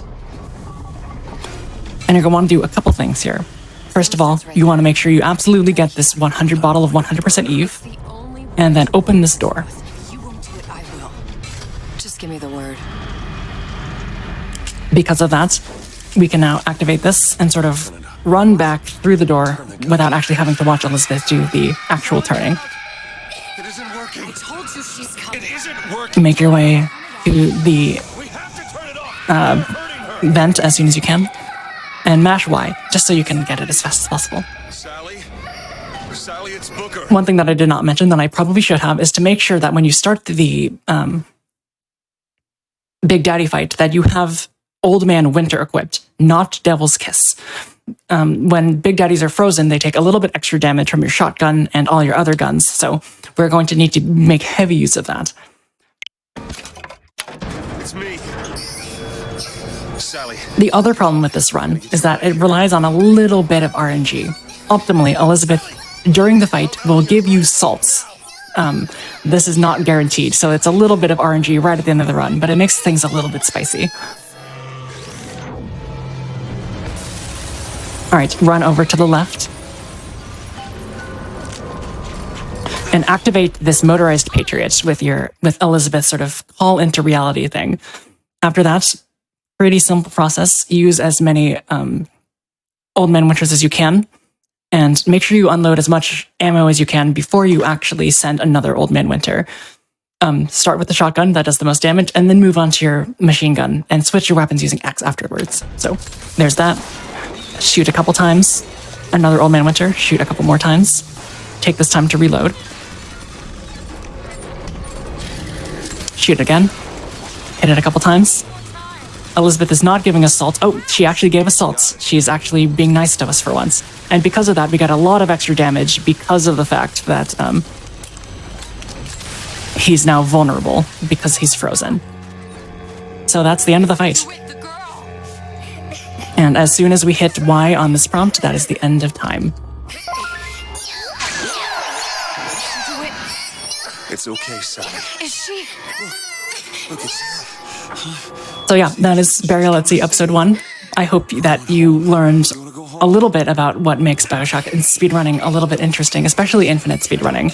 Death warps are very prevalent, and out of bounds are really prevalent, and there's a lot of optimizations with salts and a little bit of RNG mixed in there just for good measure. If you want to speedrun the main game, I can't highly recommend enough the using Bayonetta as a sort of training ground for it. But I hope you enjoyed, and I hope you found something that you can look forward to. So, I'm just looking at this, like, it's sort of similar to the last one. It seems pretty straightforward, although the tricks in this one look like they are gonna take a little bit more practicing to be able to actually successfully do it, whereas in Bayo, there was, like, backup strats. Right, exactly. But it still looked pretty straightforward on this. It is. The skips didn't seem too bad. The skips aren't bad. They do require a little bit of practice, but let me show you something here. If I exit to the main menu, what's really, really nice about the way that this run is laid out in terms of practicing is that you can make your way to the menu, and after you've beaten it, you can select episode 1, and you have access to basically all of the segments of the game that you need. Arrived at Fontaines gives you easy access to practice both the Death Warp as well as Gate Skip. Sorry, this one gets you access to Death Warp. Market Street gets you access to Gate Skip, and also... I mixed those up. Arrived at Fontaines gets you access to practice Gate Skip. Market Street gets you access to practice the Death Warp, as well as the Haberdashery Skip. And DeWitt Investigations lets you skip. Wait, I'm messing this up. I'm messing this up a lot. Something is not right. Okay, I figured out. It goes in backwards order. Arrived at Fontaines gets you access to practice the Gate Skip. The Pavilion First Floor gets you access to practicing the Death Warp, as well as Haberdashery Skip, and Housewares is where you get to practice all your event skipping things. So there's really nicely lined up little safe states for you to actually do that with. So you're not completely out of the woods. You don't have to start over from the beginning every single time you want to practice. And that makes it really helpful to be able to practice that kind of stuff, especially since it's only like a 20-minute speedrun. Mm-hmm. Like, being able to divide it into... I'm sure they're not equal, like, 4-minute parts, but, you know, being able to roughly go to where you're trying to practice makes it really nice to be able to practice that. For sure. And you were kind of talking about this a little bit before, but, like, a lot of this movement will transfer into the main game. Oh, absolutely. One of the sort of gripes I have with the main game is that collision on a lot of, like, parts of the environment, especially enemies, and even more so Elizabeth, can get really obnoxious. So really being able to practice navigating around the environment and understanding when you can pick things up and not sacrifice any movement speed and understand how death warps, etc. Like, all of that does transfer over, at least a little bit mentally, to the main game. And the main game's pretty intense. Actually, can I show you one thing in the main game, since I think we have a little bit of time? Yeah, absolutely. So, let me take Death Warps, for example. Death Warps are the thing that I did, where I sort of jumped... Ooh, this actually might be... my gunless run. I don't remember. I guess we'll find out. Anyway... Death Warp is the thing that we did where we had the enemies purposefully knock us down to low health, and then we jumped at just the right time, so where the enemy's attack carried us through the door, basically. And like I said before, that sort of mindset carried over to when you can do it manually, and you do it a lot manually in the speedrun of the main game. Hopefully this gives me a gun. If not, then I don't have a gun.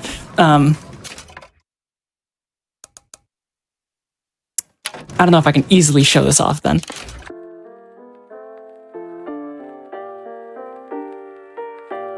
But maybe I can show you a different way I can do it.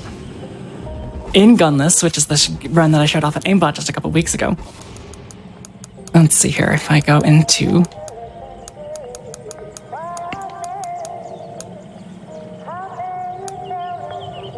Will this give me it? It might not, actually. I don't think there's an easy way for me to show it off, unfortunately. However, in the main game, you have access to the rocket launcher, And instead of having to wait for enemies to knock you down to low health, you can do it yourself. You can use your rocket launcher and knock yourself down to 1 HP. And having that sort of predicate in my brain to being like, okay, I need to jump and I need to sort of move forward so that I execute the death ward properly. All of that, even though it was enemy-based versus self-based, all of that information transferred over. And there's a lot of things that make this a really good introductory run for BioShock Infinite runs in the future.